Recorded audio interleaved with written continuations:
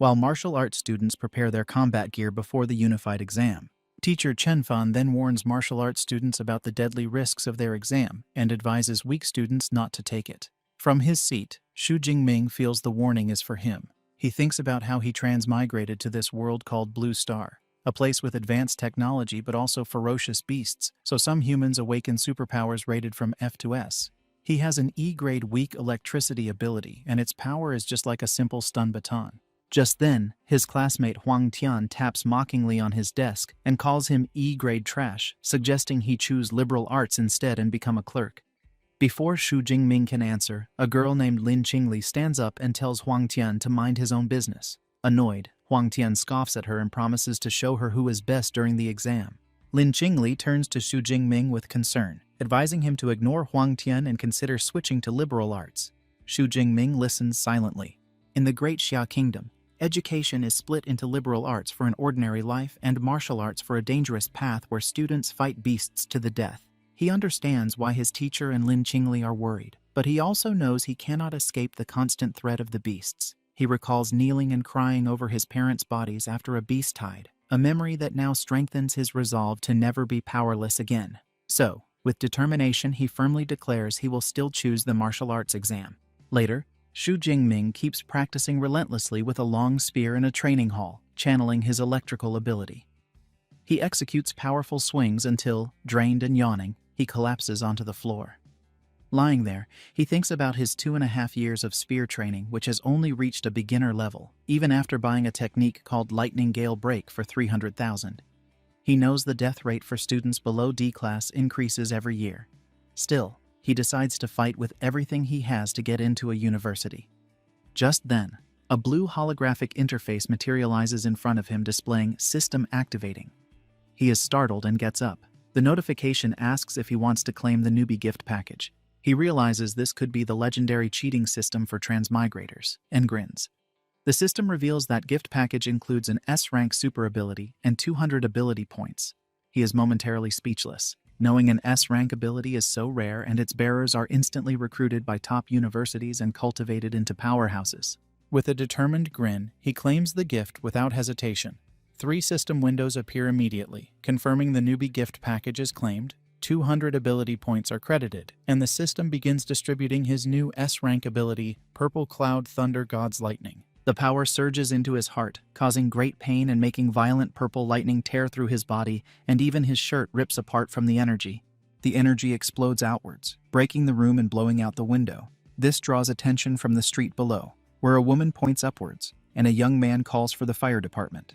Inside, Xu Jingming continues to suffer. The sky outside darkens and a massive dragon of blue lightning forms above the apartment, an event that immediately catches the notice of powerful people across the city. The lightning dragon spins in the sky before crashing down into Xu Jingming's body. He screams one last time as the progress bar reaches 100% and the ability transformation finishes. He slowly clenches his fist and feels tremendous new power with blue and purple electricity sparking around it. He grins, reflecting that this S-rank ability is much stronger than his old one, easily capable of destroying someone with a single hit. However, he has broken some windows in the process, but he is glad he controlled it. He then remembers the 200 ability points and asks the system what the points are for. The system explains that killing fierce beasts gives these points, which can raise his levels and skills. A mischievous smile returns to his face, pleased with this straightforward cheating system. He opens his status panel. The panel shows his name, his level as an unranked awakened, his new S-rank ability Purple Heaven Divine Thunder, and his 200 available points. The unified exam is only 1 day away, so Xu Jingming knows he must use these points smartly to become as strong as possible.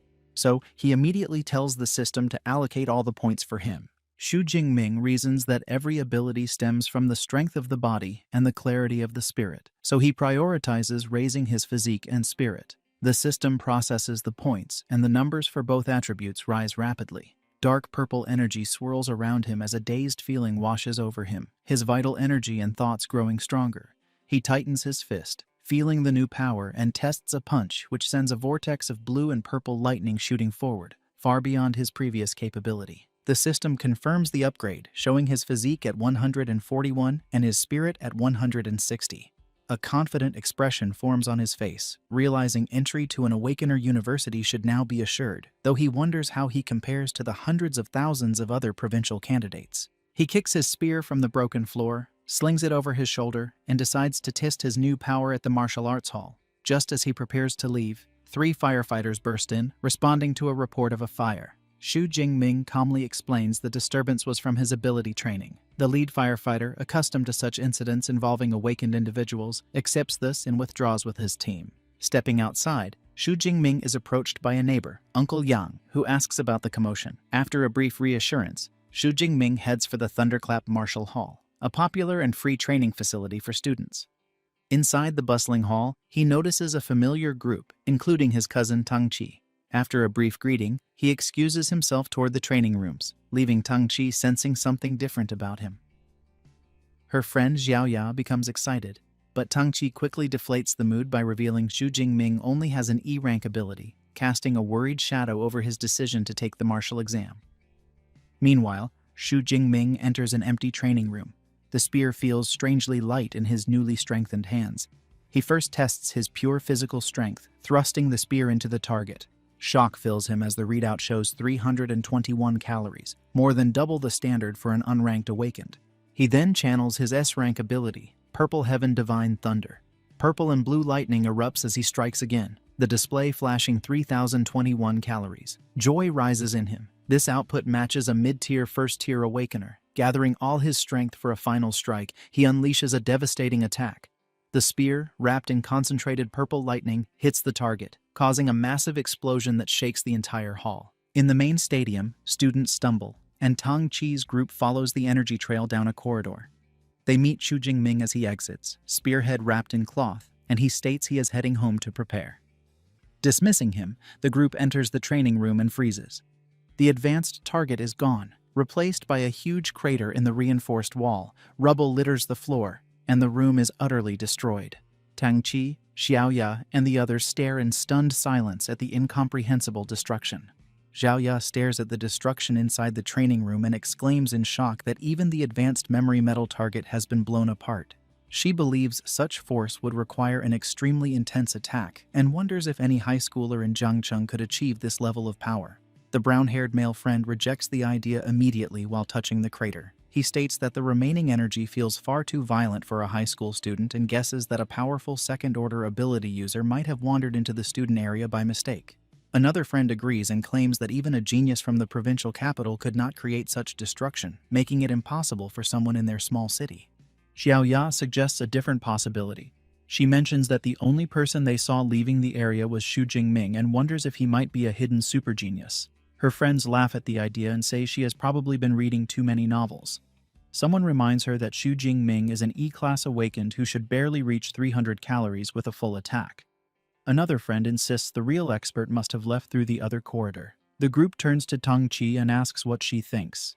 Tang Qi answers with a simple, uncertain remark. She moves closer to the shattered wall and examines the marks. It is clear that a long spear caused them.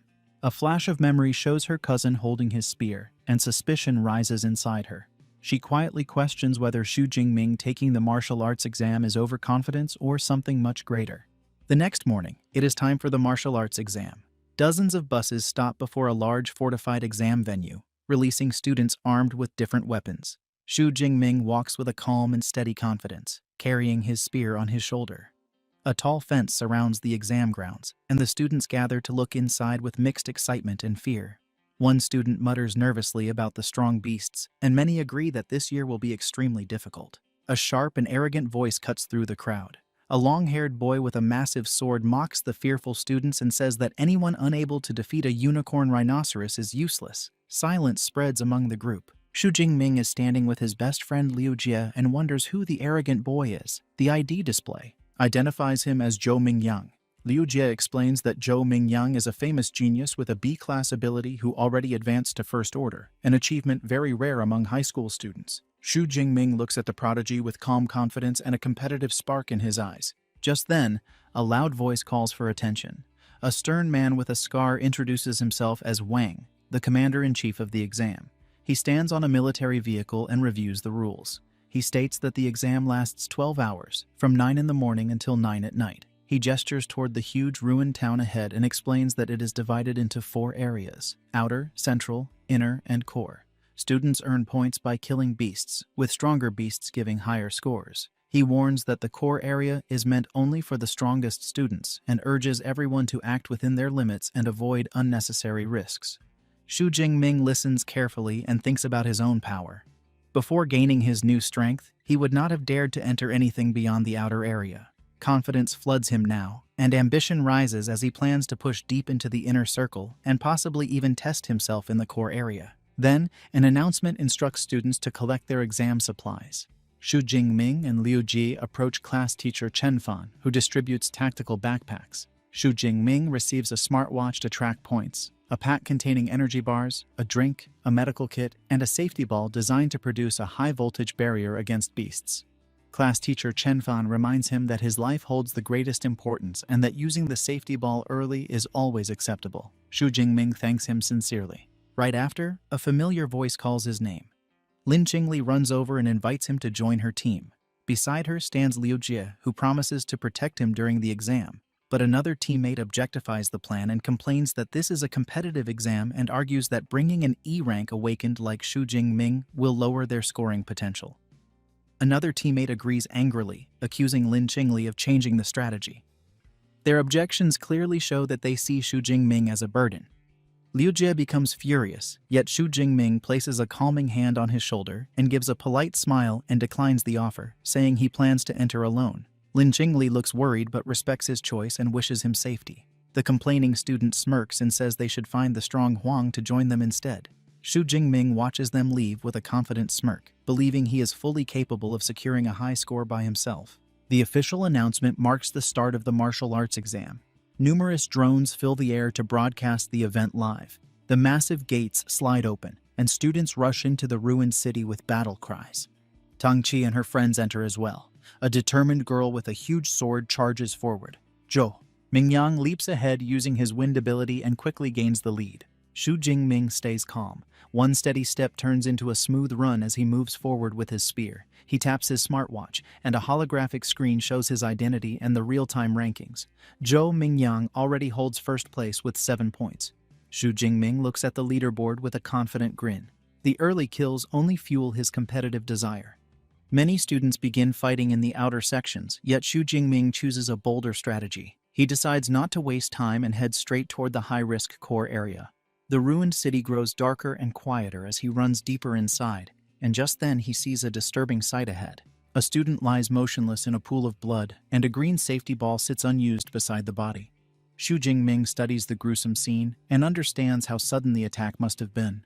The fear strikes him deeply because this reminds him that class teacher Chen Fan and Commander Wang warned everyone repeatedly about the danger. He realizes that without receiving his S-Class ability yesterday, he might have suffered the same fate.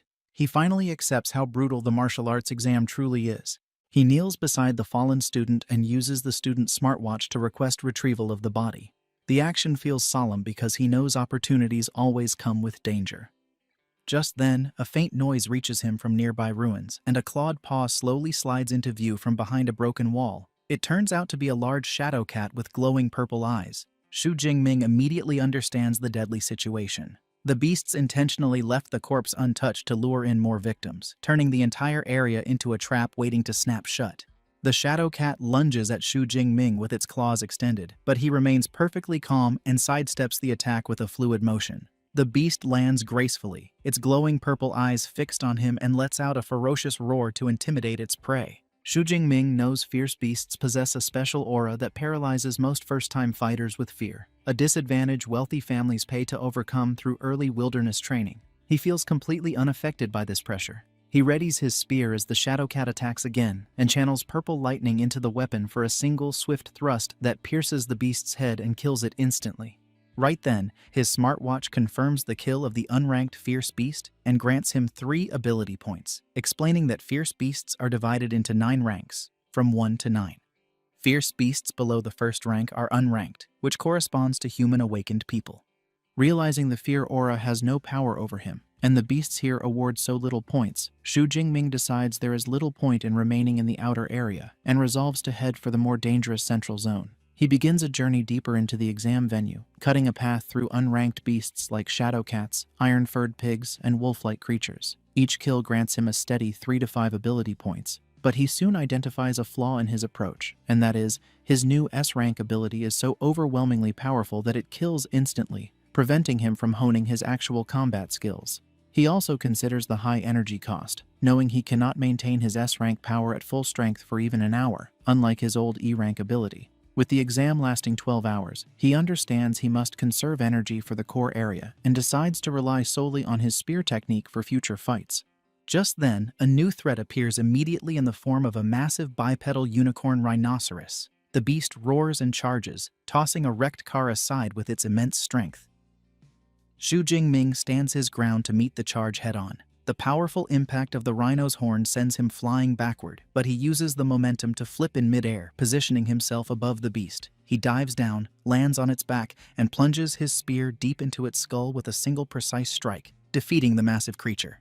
He breathes slightly, surprised by his increased killing speed, and wonders if his spear technique has improved. He summons his system panel, which confirms his spear technique has reached the intermediate stage and his ability points have risen to 256. Concluding that spear technique is the most effective way to boost his strength, he uses his accumulated points to upgrade the skill again. A massive influx of advanced spear techniques and complex movements instantly floods his mind, integrating into his muscle memory and amazing him with the volume of knowledge. This acquisition fills him with a surge of confidence, and he gets more eager to find a first-rank fierce beast to test his new skills. In another part of the outer area, Lin Qingli and her team are moving through the streets when she suddenly stops, puzzled by a familiar silhouette in the distance. She voices her thought that it might be Xu Jingming, but a teammate immediately dismisses the idea, arguing it would be suicide for an E-rank student to be that deep in the exam zone. Lin Qingli is filled with doubt but cannot shake the feeling. However, her thoughts are interrupted when another teammate calls the group over to a massive, freshly killed corpse of a unicorn rhinoceros. The blood on its wounds is still wet, meaning it was killed just minutes ago. They examine the fatal injury, a clean, penetrating wound to the head made by a long-handled weapon, clearly a spear wound.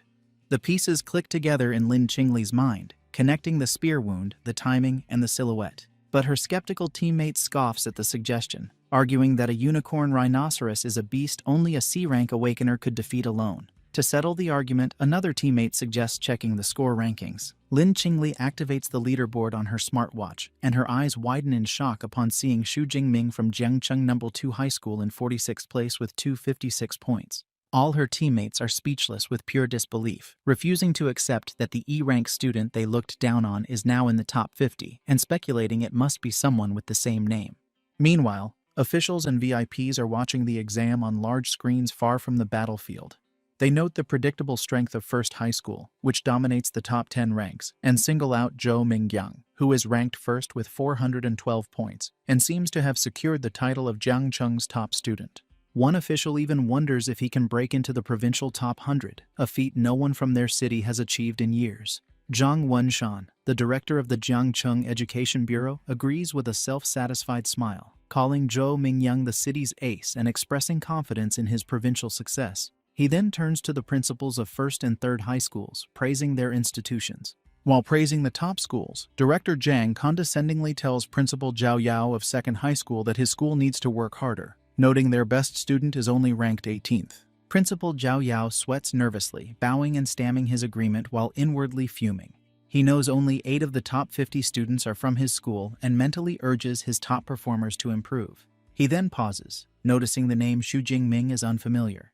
He turns to class teacher Chen Fan beside him and asks about this student. Chen Fan has a jaw-dropping reaction of pure shock, wiping sweat from his brow as he recalls Xu Jingming as an E-rank awakener. He briefly wonders if the boy hid his true strength but dismisses the thought as impossible. He looks up at the monitors in frustration, realizing that since only the top 10 students have dedicated camera feeds, there is no way to see how Xu Jingming is accumulating so many points.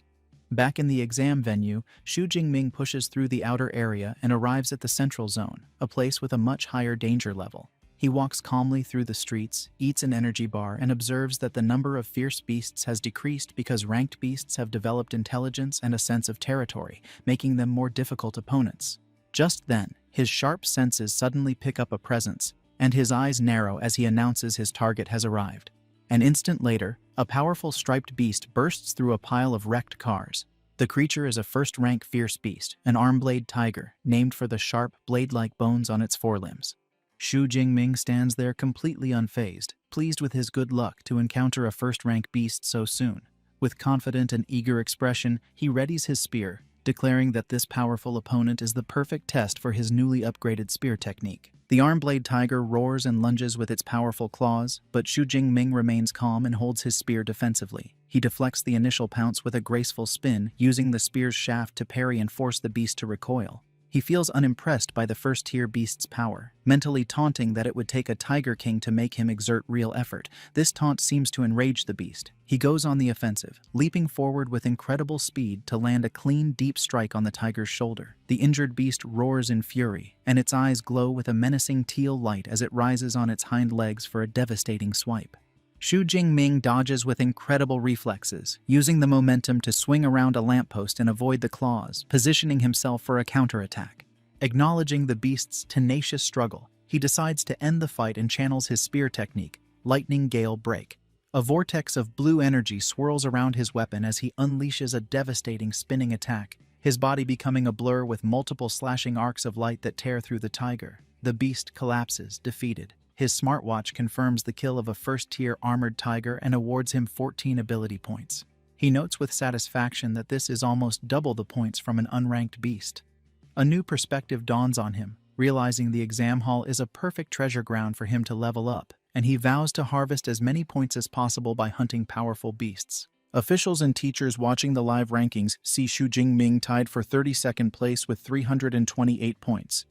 An official asks class teacher Chenfan if this surprising student is from his class, making him the center of attention with other teachers praising his methods. A flustered Chenfan humbly deflects the praise onto the student's own hard work. Their conversation is cut short when someone shouts that Xu Jingming's rank has jumped to number 25. An official exclaims in disbelief at the 44-point gain. Director Zhang Wenshan mentally calculates that such a gain in the 4-second update window means Xu Jingming must have killed either 5 peak unranked beasts or 3 low-grade first-tier beasts almost simultaneously. A pleased smile spreads across his face as he remarks this performance is unheard of in years. He turns to Principal Zhao Yao, calling Xu Jingming a very good prospect and asking why he has never heard of him. The flustered principal admits he only just learned of the student himself and summons a nervous Chenfan to explain. Standing before the city's top officials, a sweating Chenfan stammers out the unbelievable truth that Xu Jingming awakened only an E-grade ability, weak electricity. The principal is incredulous, but Chenfan insists he is certain and even advised the student not to take the exam. Director Zhang Wenshan listens with growing curiosity, deducing that the student must have other outstanding qualities to achieve this. His interest is piqued, and he decides to wait, confidently predicting Xu Jingming will soon break into the top 10, at which point a dedicated camera feed will reveal his methods, with stern warning of consequences if he is cheating. Just then, Chenfan and Principal Zhao Yao's eyes widen in shock as a new update places Xu Jingming in 9th place, now in the top 10. Just below him at number 12 is his cousin, Tang Qi. Elsewhere in the exam hall, Tang Qi, now with cat-like ears and a tail, sits atop a defeated beast. She looks into the distance with a knowing smile, now certain her cousin caused the destruction at the martial arts hall. The top-ranked student, Zhou Mingyang, also notices the new name, thinking to himself he has never heard of Xu Jingming before. A dedicated camera drone is now sent to follow Xu Jingming. The feed shows him effortlessly killing another first-tier beast with his spear, earning another 14 points. He comments to himself that efficiency is much higher in the central area, then notices the drone and realizes he must have entered the top 10. Standing over his latest kill, he reflects that the exam is a test of strength and potential where better results lead to greater recognition. He decides he has no reason to hide his true power anymore and declares breaking into the top 10 is just the beginning. Before challenging the core area, he checks his system panel, noting his spear technique is at the advanced level and he has 312 ability points. He feels some disappointment that his level has not automatically promoted from awakened, and deduces that advancing to a true ability user requires a specific cultivation method, which is impossible during the exam. Since he cannot increase his rank, he spends points to boost his physique by 40 and his spirit by 22. Feeling a surge of new power, he clenches his fist and heads to the core area. He arrives at the entrance to the highest danger zone and is greeted by a brutal scene, a pack of 9 armored tigers devouring a large rhino-like beast. He observes the pack and identifies the larger, more powerful one in the middle as the armored Tiger King. Far from being intimidated, he sees this as a great harvest of points. Just as he prepares to move, he senses another presence and tells the hidden person to come out. Zhou Mingyang emerges from behind a corner, looking impressed and complimenting Xu Jingming on his sharp perception.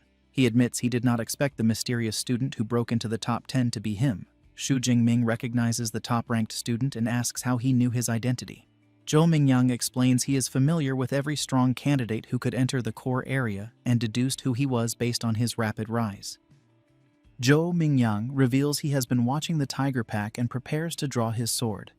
Xu Jingming immediately becomes wary, asking if he intends to steal the monsters. Zhou Mingyang clarifies he has no intention of stealing the kill but explains the armored Tiger King is a powerful mid-grade first-tier beast, and with its pack, it is an opponent no single person can handle alone. He proposes they cooperate. However, Xu Jingming flatly rejects the offer with absolute confidence, declaring that he is more than enough by himself. Dismissing Zhou Mingyang's offer, Xu Jingming confidently steps into the open to confront the pack of armored tigers. His sudden appearance immediately draws their attention, and they respond with warning growls. The Tiger King, perched on its kill, roars to assert its dominance. Xu Jingming observes that the pack has a simple battle formation with the stronger ones in front, a sign of their intelligence under a beast king. One tiger breaks from the pack and charges. From his hiding spot, Zhou Mingyang watches with disbelief and intrigue, curious to see if Xu Jingming is overconfident or possesses special skill. Facing the charging beast, Xu Jingming remains perfectly still with a calm aura.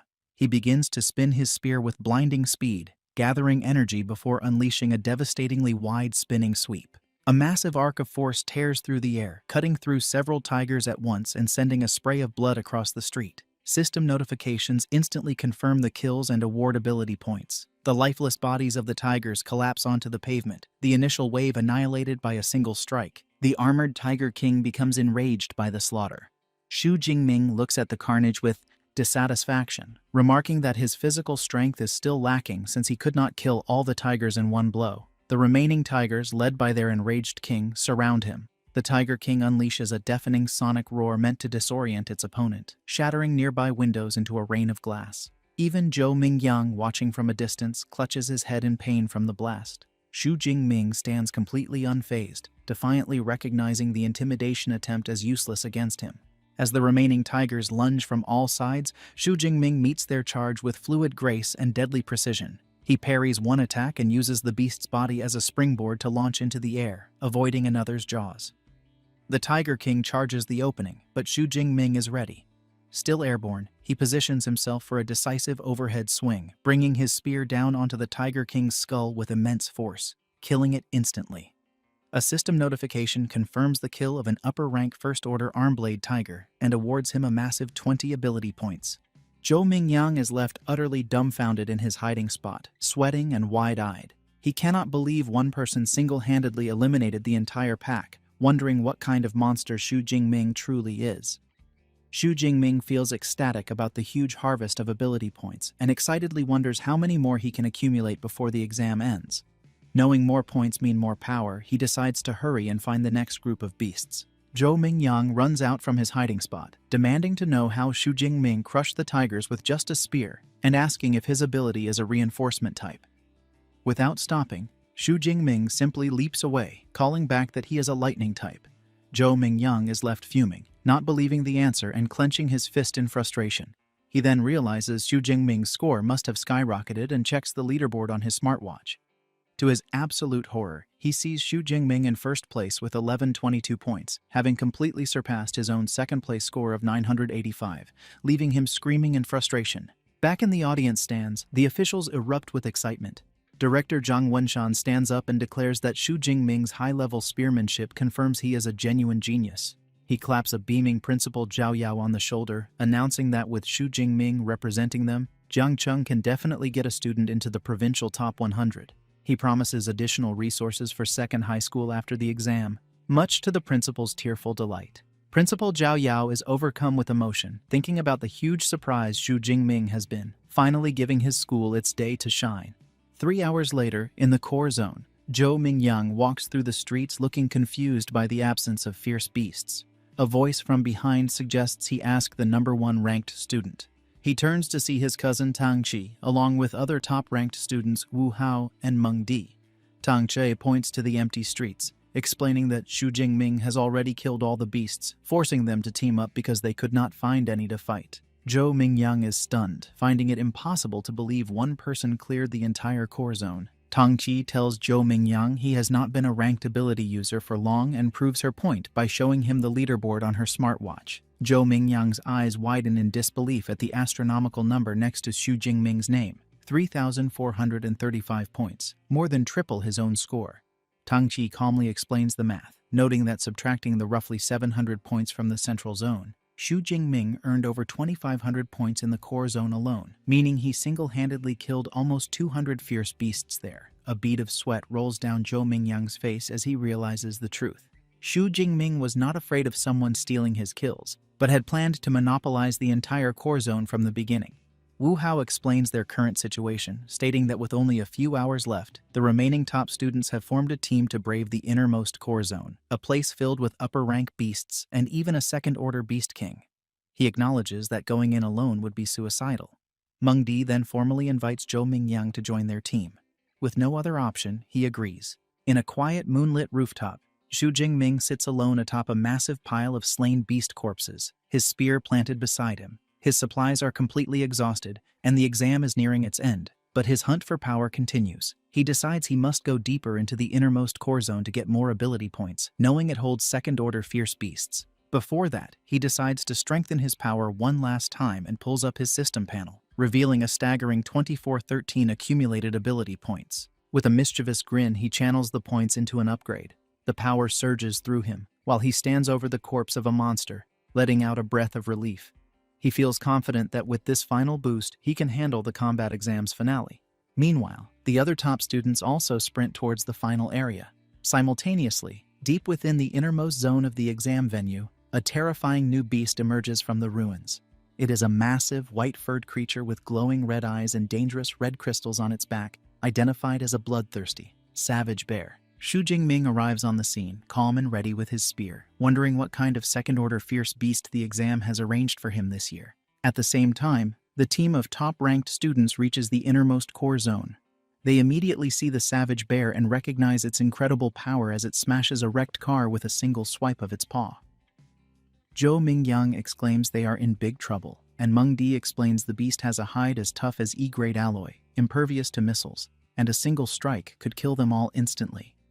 Tang Qi suggests abandoning the mission upon realizing the situation is direr than expected. The compound is guarded not only by the Beast King, but also by a large pack of high-rank first-level beasts. One team member grimly states that entering would lead to their wipeout by the horde before the savage bear even moves. Faced with this impossible challenge, one student immediately quits, seeing no point in risking death for a high score. Zhou Mingyang tries to stop him, angrily questioning the logic of dying for pride, but the team's morale shatters completely. Suddenly, Meng Di points towards the compound, shouting for the others to look. They see a lone figure fearlessly walking into the heart of the beast horde. Tang Qi's eyes widen in recognition as she identifies Xu Jingming. He gracefully leaps into the compound, and the other students watch in disbelief. Zhou Mingyang complains about the difficult test, while another student panics, crying out that Xu Jingming's entrance has startled the entire horde, which now turns its attention to him. Enraged by the intrusion, the horde of fierce beasts charges at Xu Jingming. He stands his ground in the center of the street and is quickly engulfed by the snarling creatures. From their rooftop vantage point, the students are horrified. Tang Qi worries for her cousin, but Wu Hao remarks that he was too reckless. Tang Qi declares she must go help him, but Meng Di grabs her arm to stop her and Wu Hao calls her crazy for attempting a pointless death. Tang Qi desperately insists she cannot just watch her cousin die. Before she can act, a massive explosion of purple and blue lightning erupts from the center of the beast horde. The raw power creates a blinding flash, forcing the students to shield their eyes. Zhou Mingyang stares, wondering if this is the lightning superpower Xu Jingming mentioned earlier. The lightning dissipates, revealing a scene of utter carnage. The entire horde of first-level beasts lies dead, their charred bodies scattered around Xu Jingming, who stands unharmed with purple lightning crackling around him. He acknowledges that his physical strength alone was insufficient, so he used his superpower. A confident smile forms on his lips as he feels the immense power of his S-grade ability. With the lesser threats eliminated, he turns his attention to the bloodthirsty savage bear, which stands over the corpses of its minions and lets out a deafening roar. Xu Jingming remains calm, analyzing his opponent. He notes the savage bear is massive but likely not agile, concluding that with his powerful thunder ability, it should be manageable. He then notices the beast is not alone, as it has several smaller but dangerous minions still present. Realizing these creatures might be an annoyance, he decides to clear the area first. With a look of fierce determination and his eyes glowing, he declares he will eliminate the remaining threats. He bursts into motion, his body enhanced by his S-grade lightning ability, moving with blinding speed as he blitzes through the beasts. He effortlessly dispatches a high-rank shadow cat, his smartwatch confirming the kill and awarding him 13 points. With a confident grin, he marvels at how his superpower enhances his physique, but acknowledges he cannot maintain this dangerous state for long. Knowing it is enough for the minions, he cuts down the last lesser beast, a high-rank unicorn rhino, with a powerful spear sweep, earning another 15 points. With the area cleared, the final confrontation begins. The savage bear roars in fury, slamming its massive paws into the ground and creating a shockwave that shatters the pavement. The beast charges, shaking the ground. Xu Jingming, wreathed in his lightning aura, meets the charge head-on. With a powerful leap, he dodges the attack and swings his spear in a devastating arc, shattering one of the large red crystals on the beast's back. The battle continues in a blur, with Xu Jingming expertly dodging the bear's attacks and landing precise strikes, shattering more crystals and wounding the beast. His smartwatch continuously updates with points as he dismantles the Beast King's defenses. The savage bear grows enraged as it watches its minions fall. Xu Jingming, wreathed in lightning, taunts the beast by asking if it is getting angry and promises to deal with it. As he charges the final rhino minion, the Bear King moves with unexpected speed and cunning intelligence, smashing its own minion to bits to intercept him. Xu Jingming is surprised, realizing the beast anticipated his move. The Bear King claps its paws together, sacrificing its last minion to create a devastating shockwave that obliterates the ground and nearby cars, tearing the final rhino apart. However, the attack fails to harm its target. Xu Jingming, surrounded by his lightning aura, gracefully flips through the air and lands safely, untouched by the explosion. With the battlefield cleared of all lesser threats, only the two kings remain. Xu Jingming grins fiercely, his body crackling with power. He declares that with no minions left, it is time to see if the beast's armor-like hide can withstand the force of his thunder. Xu Jingming thrusts his lightning-covered spear into the bloodthirsty savage bear's head, creating a huge explosion of purple energy. The blast covers the following drone and cuts its camera feed. The students on the rooftop shield their faces from the shockwave. In the audience stands, the officials stare in stunned silence at the static-filled screen. Director Zhang Wenshan turns to Principal Zhao Yao in disbelief, yelling that the power they just witnessed cannot be an E-class ability. Another official, equally amazed, remarks that instantly killing a high-tier rank 1 beast and fighting a rank 2 boss is a feat even an A-class user would struggle with. Sweating and at a loss, Principal Zhao Yao can only guess it might be a rare ability mutation. Director Zhang Wenshan laughs and states that after today, the entire Xia nation will be shaken by Xu Jingming's name. Back on the battlefield, the result of the attack becomes clear. The bloodthirsty savage bear has a deep gash on its head but is not defeated. The enraged beast swats Xu Jingming with its paw, sending him flying. He lands hard, using his skills to recover, and is shocked that his powerful attack only left a shallow wound. He quickly analyzes the situation and realizes the bear's hide is resistant to blades and does not conduct electricity. He admits to himself that with his current strength, it will be hard to kill the beast in one shot. The enraged savage bear begins to gather dark energy around its body. Xu Jingming senses the immense power and looks on in shock. The dark energy rolls around the beast as it powers up, smashing through everything like a monstrous boulder. Xu Jingming leaps back onto debris with purple lightning crackling around him, surprised the beast activated its berserk skill so quickly. He recognizes the beast truly hates him. A note explains that berserk is a beast's counter skill, making it act on pure instinct with greater speed and ferocity, but at the cost of its intelligence. Xu Jingming is impressed by the beast's strength in its berserk state, but knows he must use his superior agility to avoid its attacks and keep his distance.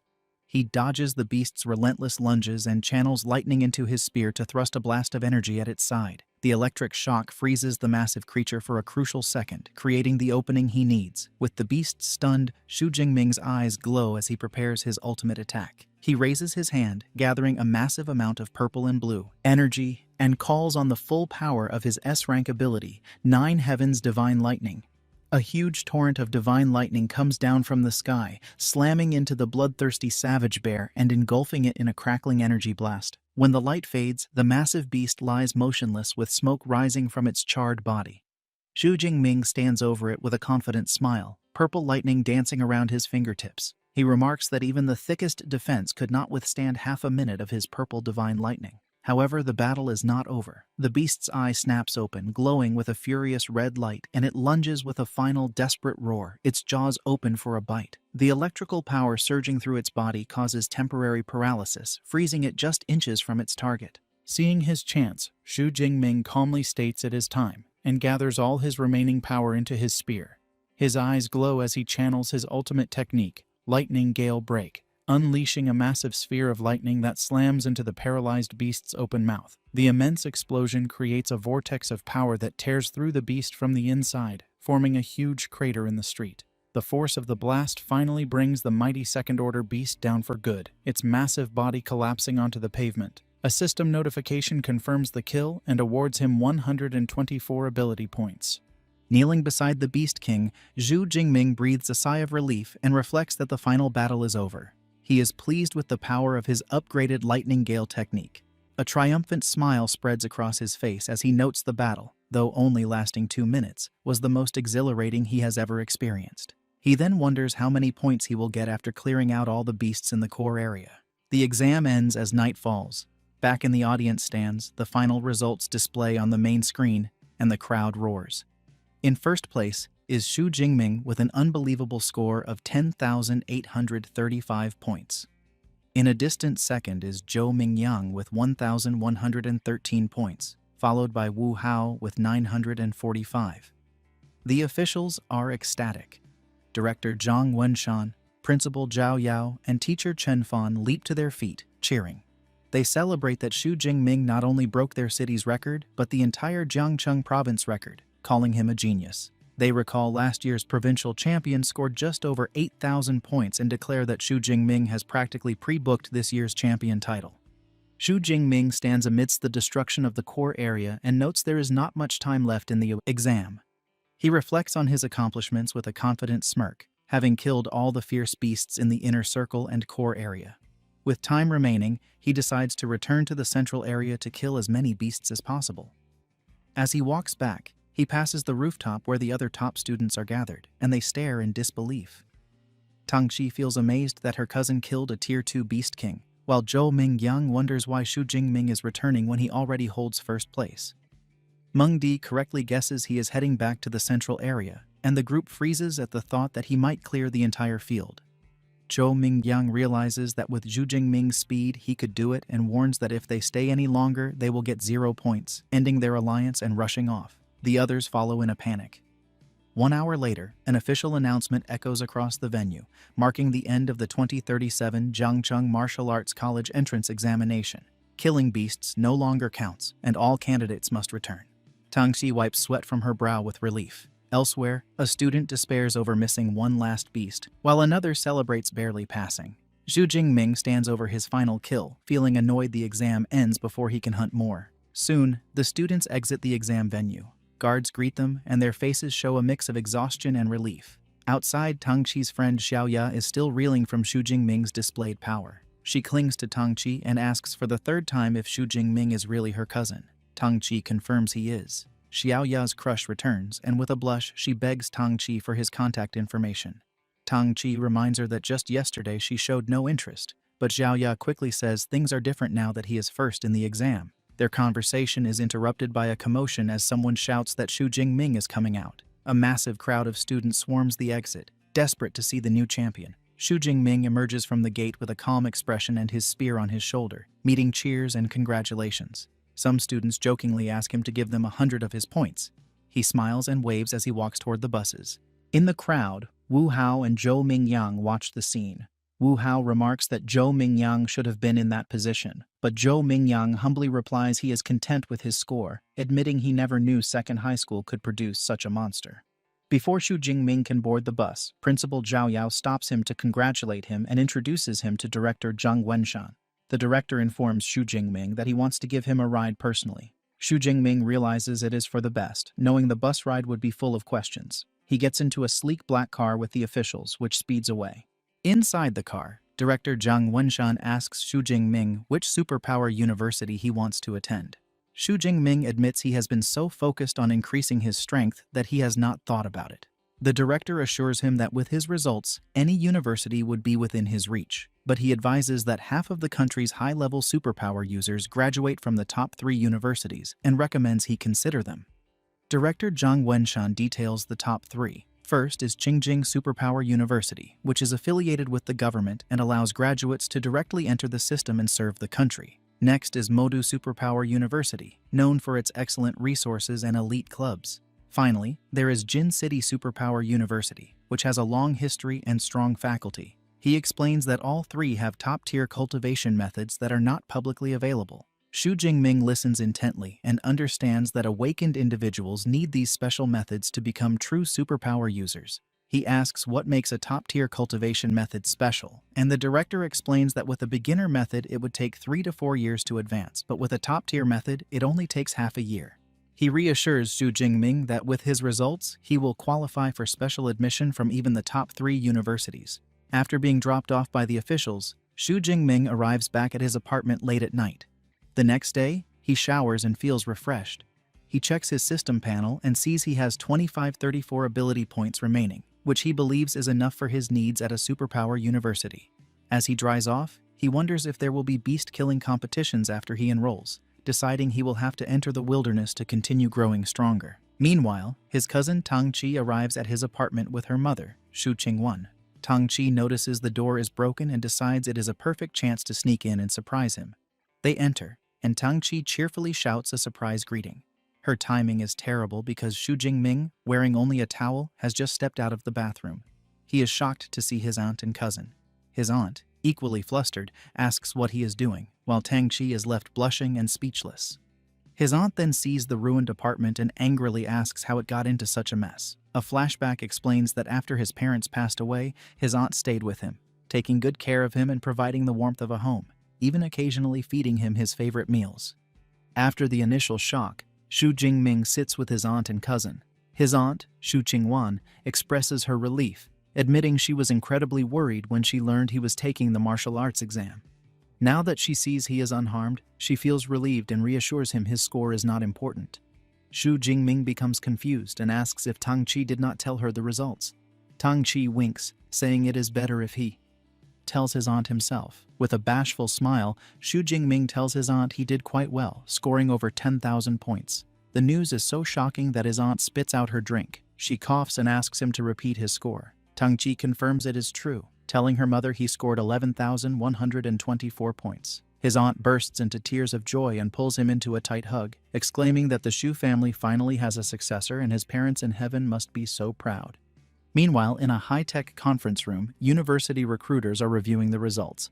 A woman presents Xu Jingming's data, his age, supposed E-class ability, and unranked awakening. One recruiter insists they must recruit him immediately if the score is real. Another is skeptical, arguing an E-class awakener cannot achieve such a score. Others argue he must be at least A-class or S-class. A cynic even claims he cheated. But before the argument escalates, a senior figure tells them to stop.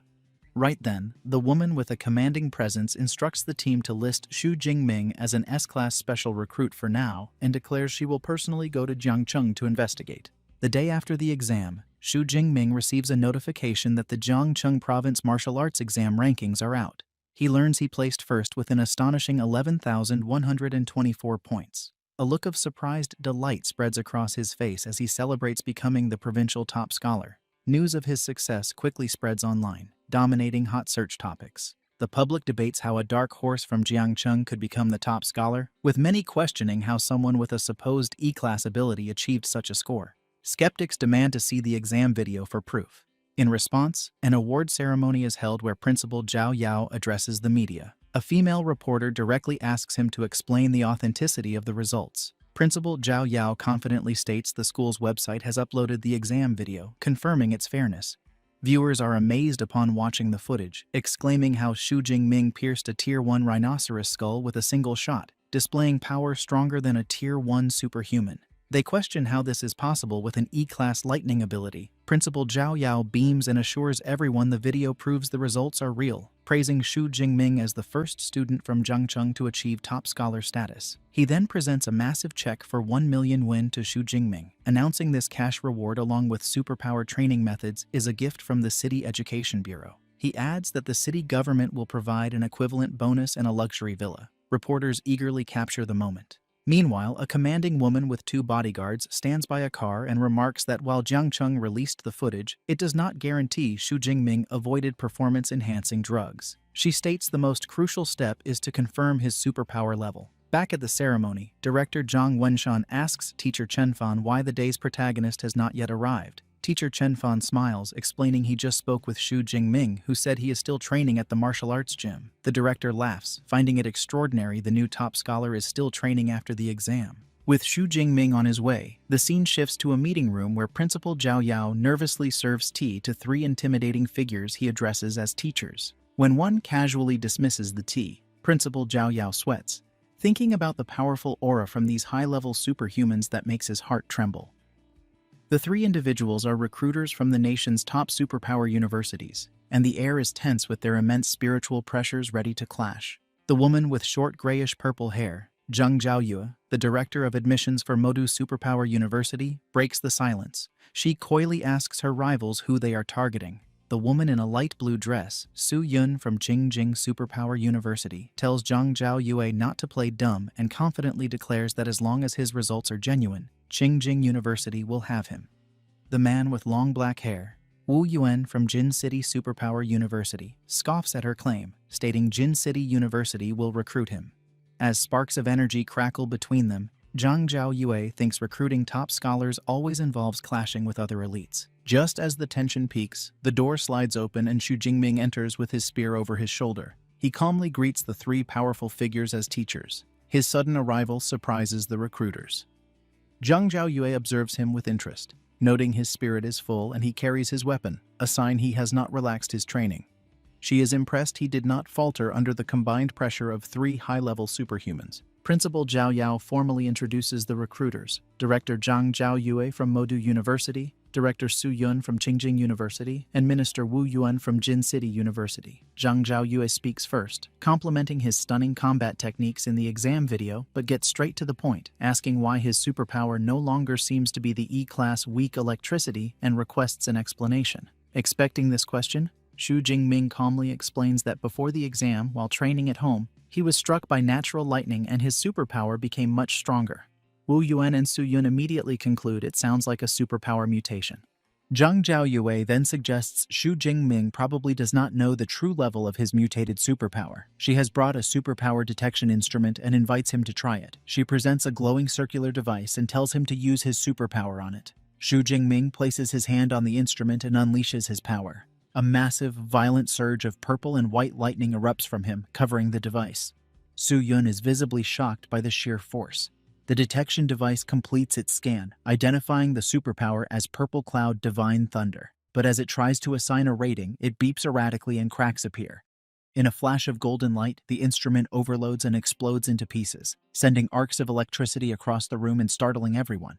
A shocked Principal Zhao Yao asks what is going on. Wu Yuan and Su Yun, however, look thrilled. They state his power overloaded the device, meaning his ability level must be S-Class at the very least. With his S-Class potential confirmed, Zhang Zhaoyue smiles, thinking they bet on the right person. The confirmation immediately sparks a fierce bidding war.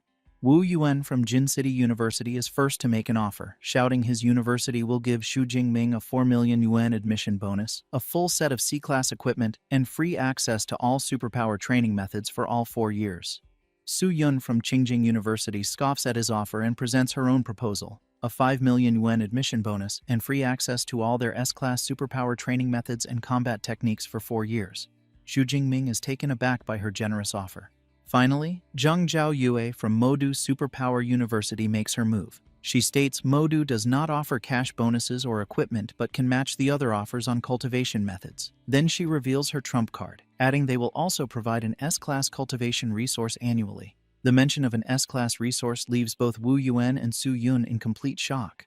Unfamiliar with the term, Xu Jingming asks what an S-Class cultivation resource is. Zhang Zhaoyue explains, asking if he has heard of dragon-type fierce beasts. She describes them as creatures with innate power born at a high level of Tier 4 or 5, far surpassing other beasts. She reveals the stunning details. The S-Class resources include the heartblood of an 8th-tier adult dragon-type fierce beast. After consuming this dragon blood, one's body is greatly enhanced and physical strength becomes comparable to a dragon-type beast. She emphasizes every S-Class resource is on this level. The other recruiters are left speechless. Su Yun admits even she is tempted, remarking on Modu's wealth. Wu Yuan, flustered, points out S-Class resources are usually reserved for top students, and offering them to a freshman is unheard of. They both realize they can no longer compete. With all offers on the table, the three recruiters stand before Xu Jingming, telling him it is time to make his decision. With a confident, determined smile, Xu Jingming gives his answer without hesitation, declaring he chooses Modu Superpower University. Xu Jingming explains his choice of Modu Superpower University is due to its superior combat training and many founders coming from there. He then bows to Su Yun and Wu Yuan, thanking them for their offers, leaving them visibly disappointed. A pleased Zhang Zhaoyue creates a glowing admission letter and gives it to him, welcoming him to the university. She informs him that although new students enroll on September 1st, he can register early as a special recruit and will be given accommodation. Eager to begin, Xu Jingming asks if he can access the library's superpower training methods and combat techniques ahead of time. Zhang Zhaoyue agrees without hesitation, adds that the school can provide a private study room, and hands him her contact card, telling him to reach out once he arrives in Modu. Holding his admission letter, he tells her he is ready to depart immediately. Sometime later, Xu Jingming stands at a train station with his luggage, excitement shining in his eyes as an announcement calls for passengers of the G91 train to Modu to board. However, his aunt Xu Qingwan becomes emotional, wiping tears while her husband comforts her, proudly saying their child is finally ready to soar. Tang Qi listens quietly, and her father reminds her to fill out her university preferences. Since her cousin is heading to Modu Superpower University, he suggests she choose a nearby school. Xu Qingwan agrees, saying it would be good for them to look out for each other. A flustered Tang Qi nods. On the train, with 6 hours remaining, Xu Jingming is already studying.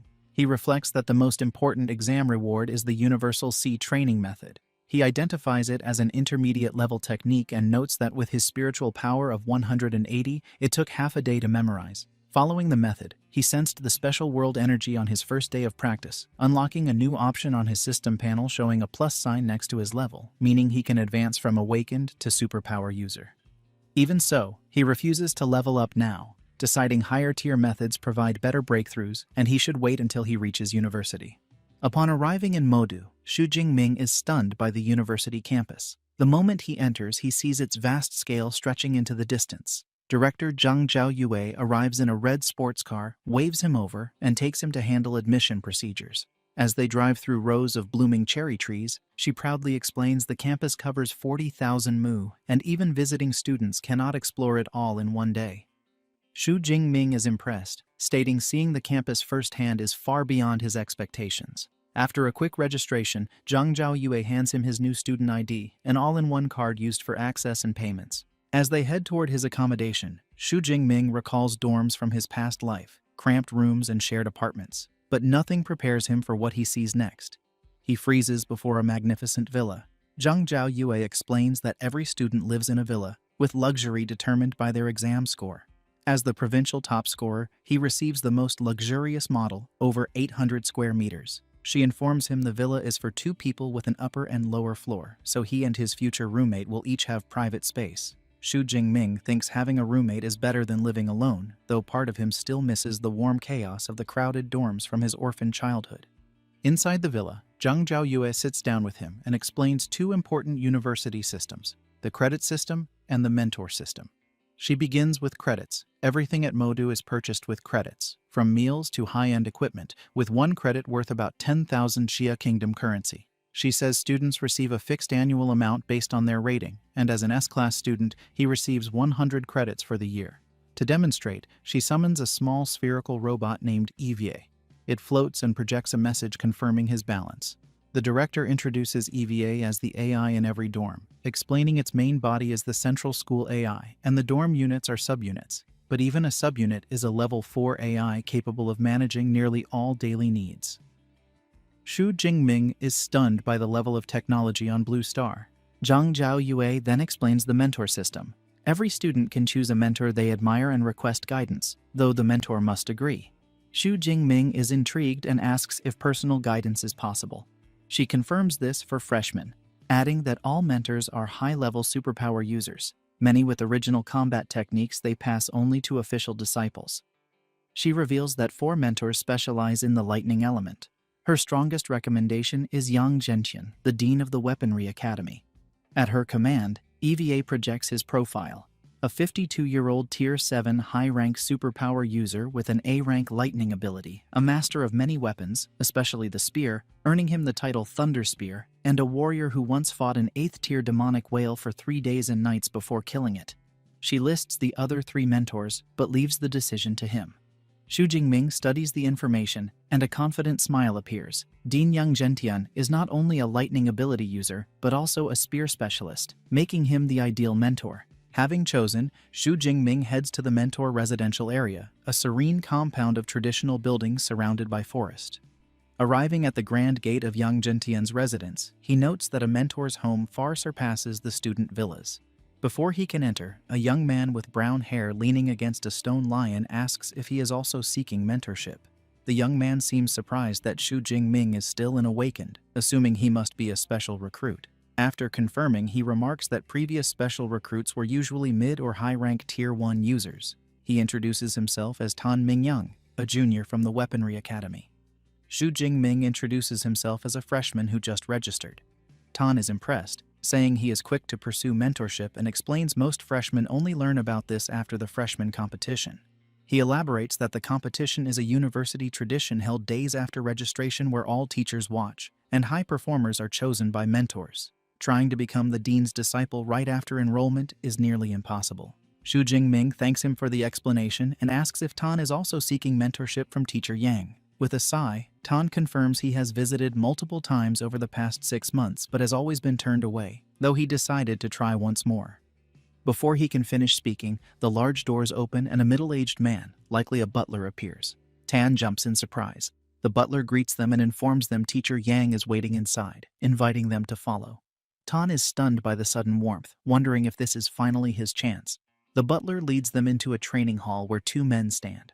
Xu Jingming immediately senses a powerful presence from the older man with a commanding posture, gray beard, and sharp eyes. He recognizes him as Yang Zhentian, dean of the Weaponry Academy. A younger long-haired man stands beside him. Ignoring Tan entirely, Dean Yang Zhentian looks straight at Xu Jingming and tells him to follow him to the training room. In a traditional training room filled with weapons, Dean Yang Zhentian informs Xu Jingming that he has seen his martial arts exam video and praises his combat skills and marksmanship. However, he insists on seeing the S-rank ability, Purple Heaven Divine Thunder, with his own eyes before making a decision. Xu Jingming calmly agrees and channels his power, causing arcs of purple lightning to crackle around his arms before unleashing a massive, violent burst of purple and white energy that fills the room. Dean Yang Zhentian is visibly impressed, grinning as he recognizes the genuine S-rank ability. He mentally compares it to his own A-rank ability, acknowledging the impossible gap between them, and sees immense potential in the student, thinking he could rival his own future if he hones his skills. With the demonstration complete, the dean states that Xu Jingming's potential makes him suitable to become his disciple, but he offers a serious warning. He explains that he has many friends and enemies and cannot guarantee his enemies will not target his disciples, asking if Xu Jingming is still willing to accept him as a master knowing the risks. Without hesitation, Xu Jingming drops to his knees in a formal sign of respect. With a wide, determined grin, he declares he is willing, passionately explaining that he admires high-level ability users who grew strong through bloody struggles and believes the number of enemies his teacher has defeated proves his immense combat ability. Satisfied, Dean Yang Zhentian laughs heartily and formally accepts him, declaring him his 32nd disciple and first S-rank disciple. The dean tells him to rise and presents him with his first gifts, a top-tier ability training method called Extreme Ability Training Method, and a body-tempering combat technique called Thunder Indestructible Body, both of his own creation. Xu Jingming is stunned by their value, realizing a body-tempering technique is far more precious than an ordinary one. The dean explains that while the ability training method is one of only 3 top-tier methods in the school, The real highlight is the Thunder Indestructible Body, the culmination of his life's work, which has been certified by 2 major martial arts halls and officially rated as S rank. This revelation leaves Xu Jingming utterly speechless. He reflects that combat techniques have ratings from F to SSS, with higher ranks being more difficult to master but more powerful, and realizes the terrifying extent of his new master's talent, knowing most 7th-level masters are exceptional if they create an A-rank technique. Dean Yang Gentian provides more details, explaining the Thunder Indestructible Body is only for lightning element users and has 13 levels, with each level transforming the user's body. However, he clarifies a crucial requirement. To begin cultivating it, one must first advance from an awakened to a true ability user. He then gives Xu Jingming his first task, instructing him to use the extreme ability training method to achieve his breakthrough and return afterward for the dean to personally help him build the foundation for the technique. Overwhelmed with gratitude, Xu Jingming bows deeply, thinking how much better it is to have a mentor's guidance. The dean shares a personal motivation, revealing he has only cultivated the technique to the 10th level and looks at Xu Jingming with hope, stating that if he cannot reach the peak of a martial saint, then Xu Jingming will be the greatest hope to prove the technique's potential. His eyes gleam as he reveals his ultimate guess. Reaching the final level could achieve a state of eternal and indestructible body. As Xu Jingming leaves his master's residence and waves goodbye to the butler, he finds Tan Mingyang, sitting dejectedly on the steps outside, holding his head in despair. Xu Jingming approaches and asks what is wrong. It is revealed that Tan Mingyang's attempt to become a disciple failed because he had to face a test against one of the dean's senior disciples, Liu Ming, with the condition of defeating him while Liu used only 1/10 of his combat power, a task Tan found hopeless, leaving him beaten. Now sitting on the steps, Tan looks up at Xu Jingming, assuming he also failed, and remarks that getting into Dean Yang's tutelage is not easy, offering to pass on some experience from his failures. Unbothered, Xu Jingming calmly declines, simply stating he has already passed. The words hit Tan Mingyang like a physical blow, his bruised face contorting in utter disbelief as he exclaims he has never heard of a dean-level mentor accepting a disciple before the annual freshman competition. As Xu Jingming calmly walks away, a bewildered Tan Mingyang stares after him, trying to understand what happened. With a new objective, Xu Jingming returns to his dormitory's training room. Sitting cross-legged, he begins cultivating using the extreme ability training method from his new master. As he meditates, he is amazed by the effectiveness of the top-tier technique, noting the amount of energy he can sense is far greater than with the intermediate-level method. Confident in his understanding, he decides to use his cheat system to advance directly. He accesses his system panel and commands it to use his ability points to increase his level. The effect is immediate and intense. A surge of energy courses through him, causing him to grunt in pain as he clutches his clothes, and raw energy surges through his veins. The power erupts from his body in a massive blast of light and force that shakes the room. A moment later, the energy subsides. Breathing heavily, Xu Jingming pushes himself up, thinking he has successfully broken through. A notification confirms his new status as a first-tier lower-rank ability user. He examines his hand, where stable, powerful blue lightning now crackles with ease. As he tests his control, a much larger and more potent torrent of lightning flows from his hand, a clear sign of his increased power. He estimates his body's strength has multiplied 4 or 5 times. He pulls up his system panel to check his new stats and understands why all ability users want higher-level cultivation methods. He calculates that if he had used the intermediate method, his vitality and spirit would have only increased by 30 or 40 points, but with the top-tier method, they increased by almost 100 points in one go. He notes the advancement only cost him 300 ability points and decides to save the rest, knowing that learning a powerful combat technique like the Thunder Indestructible Body will consume incredibly high ability points.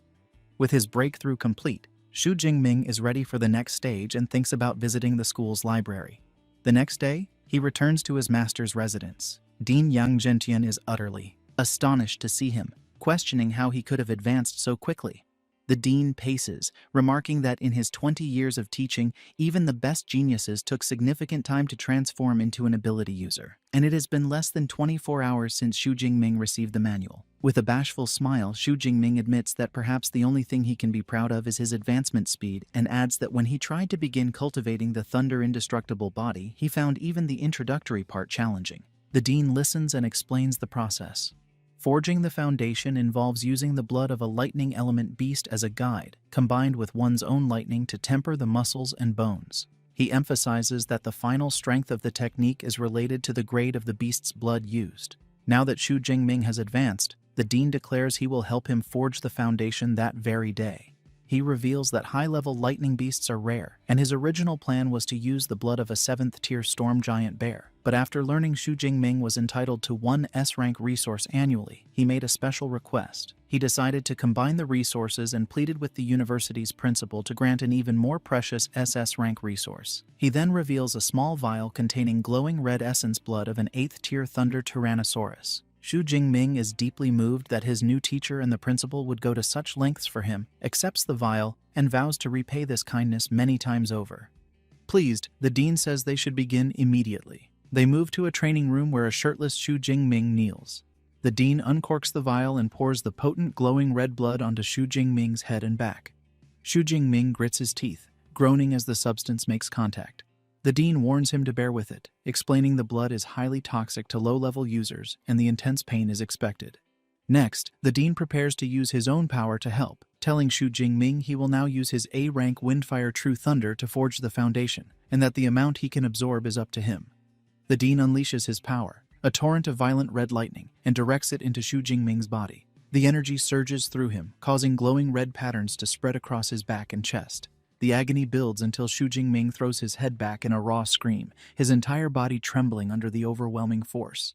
5 days into the tempering process, the senior disciple Liu Ming has tea with the dean's butler, Uncle Fu. Liu Ming remarks on the new junior's resilience for lasting 5 days, reflecting with some jealousy that he only lasted 2 days during his own tempering with weaker 7th-tier beast blood. He admits Xu Jingming's performance deserves the 8th-tier dragon-type beast's essence blood. With an S-rank lightning ability, Liu Ming says he is genuinely curious about the results of the thunder indestructible body. A loud crash from the training room startles them. Liu Ming rushes upstairs to see if the foundation forging is complete. He cautiously peeks through the door and sees a terrifying sight. Xu Jingming stands shirtless and splattered with blood, his eyes glowing red. A chaotic aura of dark energy and blue lightning surrounds him, and he appears to have lost control, looking more beast than human. Liu Ming freezes in fear, sensing a threatening aura from Xu Jingming that makes him shudder. Lost in this primal state, Xu Jingming sees Liu Ming in the doorway and lunges to attack. However, Dean Yang Zhentian's commanding voice roars for him to wake up. The shout breaks through the bloodlust, and Xu Jingming halts his attack just inches from his senior. Covered in sweat, a dazed Xu Jingming asks his teacher what happened and why he felt an overwhelming urge to destroy things. The dean explains that the Thunder Tyrannosaurus's essence blood likely influenced his mind, famous for its ferocity, and because Xu Jingming's absorption rate and compatibility were so high, he experienced this dangerous side effect. Yang Zhentian assures him the instability will fade naturally and tells him to avoid intense emotional waves until then. A wave of relief washes over Xu Jingming, and he looks down at his hands, expressing his fear of being controlled by his emotions. With the crisis averted, Dean Yang Zhentian's tone changes to delight. He tells a confused Xu Jingming to cheer up, announcing the forging was a perfect success with an incredible 98% absorption rate. He proudly explains that among the disciples who have cultivated the thunder indestructible body, the highest ever recorded was 92%, so Xu Jingming has broken a long-standing record. Liu Ming approaches with a congratulatory smile, telling his new junior that with the foundation forged, his future in martial arts is now smooth sailing. The dean formally introduces Liu Ming as a peak 3rd-tier ability user and tells Xu Jingming to ask him whenever he has cultivation questions. Xu Jingming greets his senior, who promptly pulls out his phone to transfer credits as a gift. Xu Jingming is shocked when a notification says he received 200 credits, exclaiming it is too much as he calculates it is worth 2 million Xia Kingdom coins. The dean dismisses his concern, stating 200 credits is not a large sum for Liu Ming and it is a senior's duty to care for juniors, adding that when Xu Jingming has his own juniors, he will also need to prepare gifts, a tradition Xu Jingming quickly accepts. With the training complete, the dean tells Xu Jingming that after 5 days without food or water, he should go back and rest and return the following morning to learn fist and spear techniques with senior Liu Ming. Xu Jingming gratefully thanks his teacher and leaves. Back at his luxurious villa, Xu Jingming finds a young man with spiky white hair and red eyes on the couch focused on a video game. The young man turns, realizes he is not alone, and greets Xu Jingming, guessing he must be his new roommate. He introduces himself as Liu Wentao. When Xu Jingming introduces himself, Liu Wentao's eyes widen and he excitedly points, exclaiming he is the top scorer from Jiangcheng province. He proudly declares his nickname is Mr. Know-It-All as he knows about most freshmen, admitting he did not specifically look up Xu Jingming but heard about him due to the stir he caused. He circles Xu Jingming with excitement, asking if he is really from Jiangcheng, if he was truly just an awakened during the exam, and why his ability does not look E-rank at all. Despite the endless questions, Xu Jingming finds he likes the friendly chatterbox. He reflects that he has always hated loneliness. Flashbacks reveal his past growing up in an orphanage without a sense of belonging. School was better, and his happiest memories are from college days, joking around and playing games with roommates. He recalls getting his master's and PhD, never imagining that after drinking too much at his graduation, he would wake up in a different world. Having a lively roommate now makes the new life feel far less empty. Meanwhile, Liu Wentao proudly boasts that he is a top student from Sichuan province with an A-rank ability and is currently a first-tier middle-rank ability user. He declares his ambition to major in tactics and command a military region to slaughter all the ferocious beasts on Blue Star. Changing the subject, Xu Jingming mentions he is heading to the martial arts hall. Intrigued, Liu Wentao decides to join him, admitting he has not visited the university's hall yet. They arrive at the impressive Thunderclap Martial Hall branch. Inside, they see a lively and chaotic scene with students training and showing off their powers.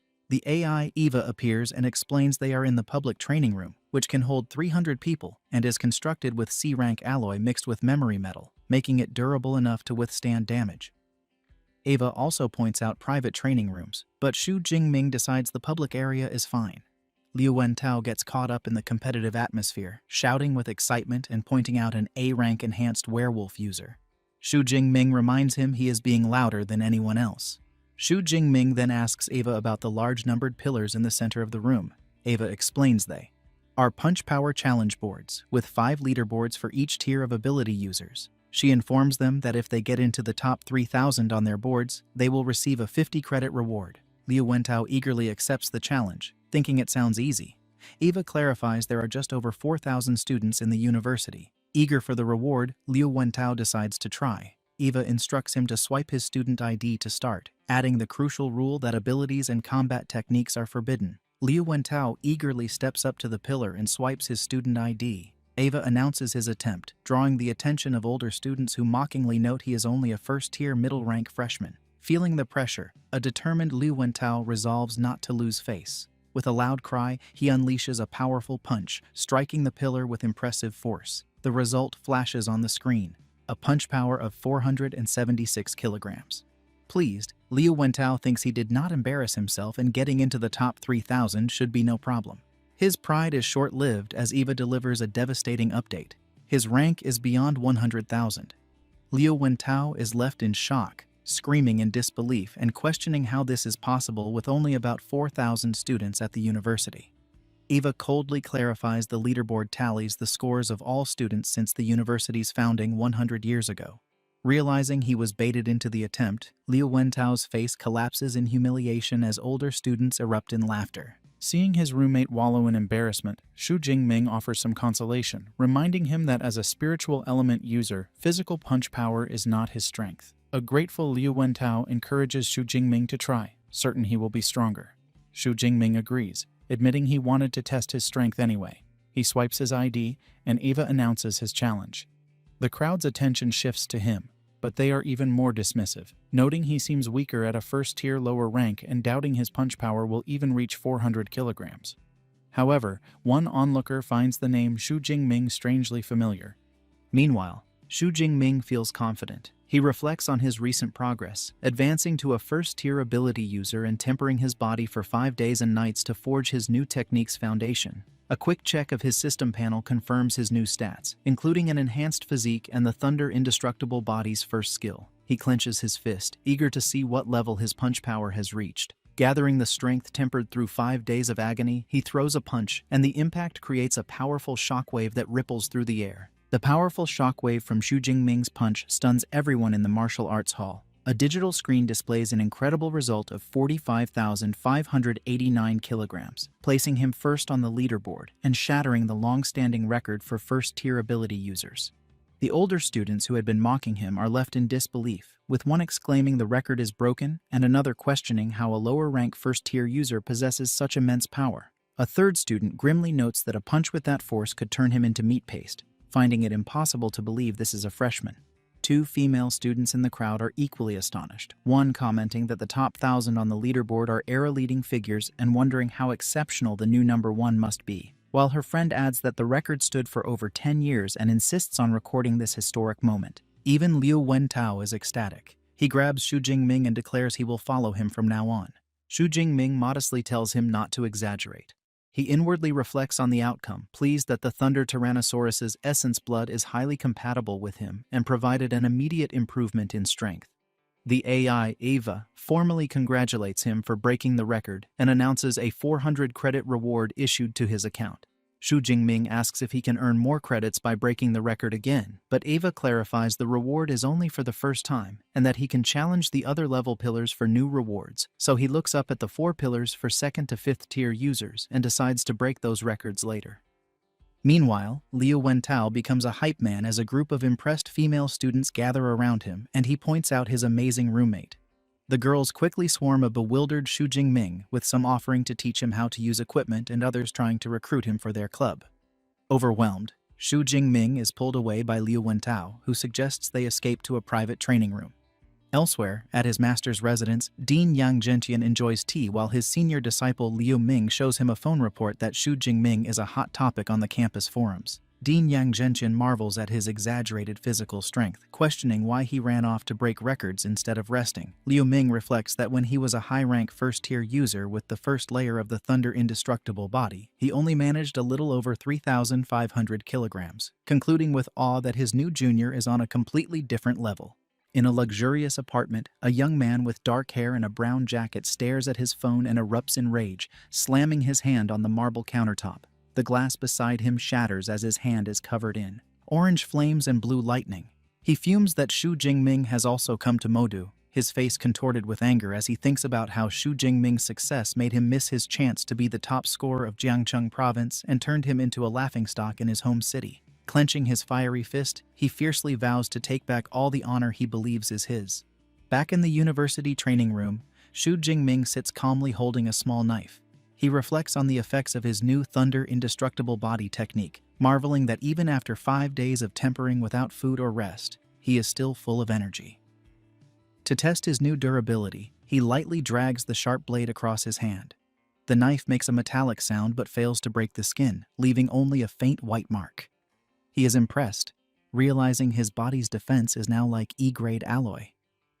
Just then, Liu Wentao bursts in, excitedly informing him that the news of breaking the record has caused an explosion on the campus forum.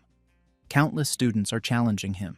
Far from being annoyed, a competitive smirk plays on Xu Jingming's lips as he remarks that the martial spirit at Modu University is indeed strong. Seeing the challenges, a protective Liu Wentao offers to crush the guys online. Xu Jingming calmly stops him, saying it is not worth the time. He explains he is heading to the battle technique library and tells Liu Wentao to return to the dorm. Xu Jingming arrives at the massive battle technique library. A glowing orange security circle scans him, confirming the building's advanced protection. He recalls rumors that the library is guarded by the university's vice principal, a 9th-tier superpower user. With that kind of guardian, even martial saints could not break in. After swiping his ID, he enters. Inside, a trio of female librarians greet him. One warmly welcomes him by name, addressing him as S-grade student Xu Jingming. Surprised, he asks how they knew. The librarian explains the system notified them and that S-grade students have access to all battle techniques. Recognizing the future potential of S-grade students, she intends to build goodwill. Xu Jingming asks where to find lightning element battle techniques. The librarian directs him. B-grade and below are on the 2nd and 3rd floors, while A-grade and above are in a special reading room on the 4th floor. She personally leads him there. Inside, a floating AI explains that after selecting techniques, the original secret manuals will be delivered and warns him to handle them carefully. Left alone, Xu Jingming displays all B-grade and above lightning techniques. Dozens of holographic screens appear. 2 advanced techniques catch his eye.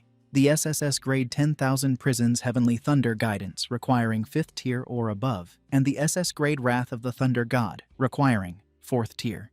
He admires them but knows they are out of reach for now. Realistically, he can only learn A-grade battle techniques. Without his teacher's suggestions, choosing would be difficult.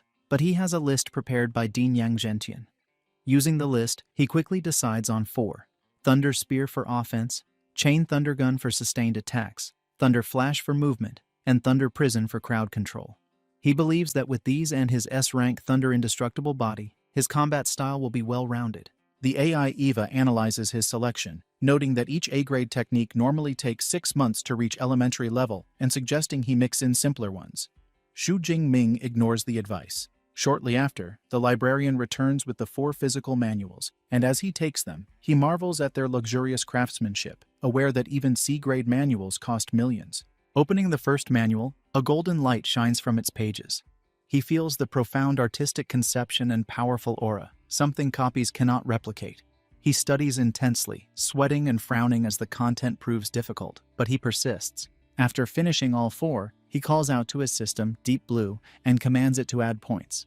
4 notifications appear, each confirming 200 superpower points consumed and each technique learned to elementary level. Checking his panel, he sees Thunder Spear, Thunder Flash, A-grade Chain, Thunder Gun, and Thunder Prison at elementary level, the Thunder Indestructible body at layer 1, and 1,434 superpower points remaining. Standing up, Xu Jingming clenches his fist, a faint aura rising around him. Armed with multiple powerful techniques, he wonders who will be the first to test his new strength. At night, in their luxurious villa, Liu Wentao informs Xu Jingming about a notification from Eva regarding the freshman assembly the next day at Training Ground 1. He mentions a new group chat for freshmen and suggests Xu Jingming should join. Xu Jingming calmly agrees. Liu Wentao then asks what level of combat techniques Xu Jingming chose at the library. Xu Jingming casually replies that he selected 4 A-rank combat techniques. This answer shocks Liu Wentao, who exclaims that learning 4 A-rank techniques would normally take a student until their sophomore or junior year. He mutters that his roommate clearly does not follow any normal path. His curiosity grows and he realizes that to browse A-rank techniques, Xu Jingming must have A-rank permission. Xu Jingming corrects him, stating his permission level is S-rank. The revelation stuns Liu Wentao, who jumps to his feet in disbelief. He questions why the school would have a permission level higher than A-rank and suddenly realizes the online rumors about Xu Jingming being E-rank must be false. He stammers, asking if this means Xu Jingming has an S-rank superpower. Xu Jingming simply smiles, teasingly remarking that the know-it-all has just learned something new. Liu Wentao collapses back onto the couch, speechless, then bursts into admiration, saying he expected Xu Jingming to be strong, but never imagined S-rank. A wide grin spreads across his face as he proudly calls himself an old fan. Later, Xu Jingming is in the second-floor training room. He holds a practice spear but finds it too light. He thinks that now that he has the combat techniques he needs, he also requires the right equipment. His old F-rank obsidian spear is already far below his current strength, so he decides to get new gear. He asks the AI Eva to open the school mall and search for spear-type weapons. Eva complies, and holographic displays appear showing spears from F-rank to D-rank. Xu Jingming notes he can customize the length and weight, and understands that higher-ranked equipment is heavier and more expensive. He chooses an E-rank 210 kg spear along with an E-rank combat suit and boots. He confirms the purchase. A notification shows the total cost is 237 credits, leaving him with 382.6 credits. He winces at how fast his balance dropped. With his new gear on the way, he grips the practice spear and decides it will suffice for one night of training with his 4 new A-rank combat techniques. The next day, the freshmen of Modu Superpower University gather for their assembly. As Xu Jingming arrives, he immediately draws attention. Murmurs spread as they recognize him as the one who broke the school's punch power record. They also identify him as the Zhangcheng province top scorer, marveling at both his strength and appearance. Before he can find a seat, he is confronted by a tall, imposing young man named Lei Zhou, who loudly issues a challenge. Onlookers immediately recognize him as the second-place scorer from Zhangcheng province. They gossip about his privileged background, noting both his parents are powerful Tier 4 superpowered beings, and remark that losing to someone from a small city must have crushed his pride. Xu Jingming calmly declines, stating he is not interested, which shocks Liu Wentao.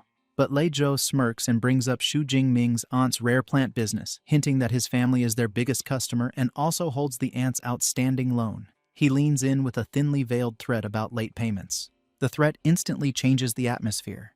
Xu Jingming's expression turns cold as a fierce dark blue aura erupts from him. He quietly asks if Lei Zhou is threatening him. The sheer pressure forces a startled Lei Zhou to step back. Sweating, Lei Zhou hurriedly claims it was only a reminder. Once Xu Jingming withdraws his aura, he asks for the time and place of the duel. Regaining composure, Lei Zhou declares the fight will be in 7 days at noon on broadcast platform 3. Xu Jingming accepts and warns him not to regret it. The confrontation sends a buzz through the crowd. Shortly after, the assembly officially begins. An older, bearded university official takes the stage.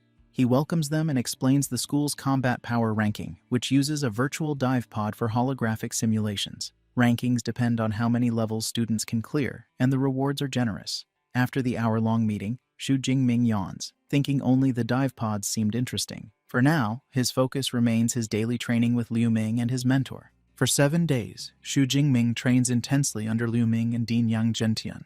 After the week, Liu Ming approaches in astonishment, noting his junior has already advanced to mid-first tier. Xu Jingming casually says it was luck, though internally he admits he delayed his breakthrough so it would only cost 380 superpower points. Any faster and he feels he might have scared his senior. Changing the subject, Liu Ming remembers the duel and asks if it is today. Xu Jingming confirms it. Liu Ming claps his shoulder with a grin, joking that he'll observe 3 minutes of silence for the opponent, and decides to accompany him. The scene shifts to broadcast platform 3, a large arena packed with spectators. Lei Zhou enters with his friends. One says it's a good chance to see the top scorer's strength. Another claims Xu Jingming's score must have been a fluke. Someone mentions the punch power record, but Lei Zhou scoffs, arguing physical records are meaningless when real battles rely on superpowers. Then Xu Jingming arrives with Liu Ming. Wearing a new black coat and carrying his new spear, he immediately causes a stir. As he walks toward the ring, Liu Ming thinks with amusement that his handsome junior will charm half the school once he rises in fame. From the ring, Lei Zhou observes Xu Jingming's aura, noticing the rise in rank but remaining confident in his preparations. Seeking to raise the stakes, Lei Zhou proposes a wager of all their credits. Xu Jingming accepts without hesitation, stating he has 370 credits. Impressed, Lei Zhou agrees to cover any difference with cash and suggests transferring the credits to Old Master Zhou, a neutral party. The teacher presiding over the match is Zhou Yun, a Tier 6 mid-level healing-type superpowered being. As she confirms the credit transfer, Xu Jingming notes the precaution: superpowered duels can be dangerous, so a healer must oversee the fight. With the terms set, the crowd buzzes at the massive 3.7 million currency wager. Zhou Yun instructs them on the rules. If one admits defeat or loses consciousness, the other must stop immediately. Both acknowledge. The two face each other.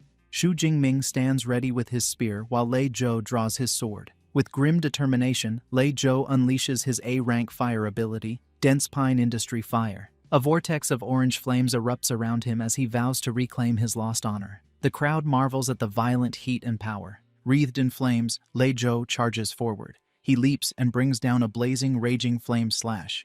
In response, Xu Jingming simply swings his spear in a basic upward arc. The clean block completely disperses the flaming strike. The audience gasps. They cannot believe a normal attack negated an A-rank move. Lei Zhou stands frozen and manages only a shaken mutter of how it could be possible. With the attack neutralized, Xu Jingming looks at him with cold indifference.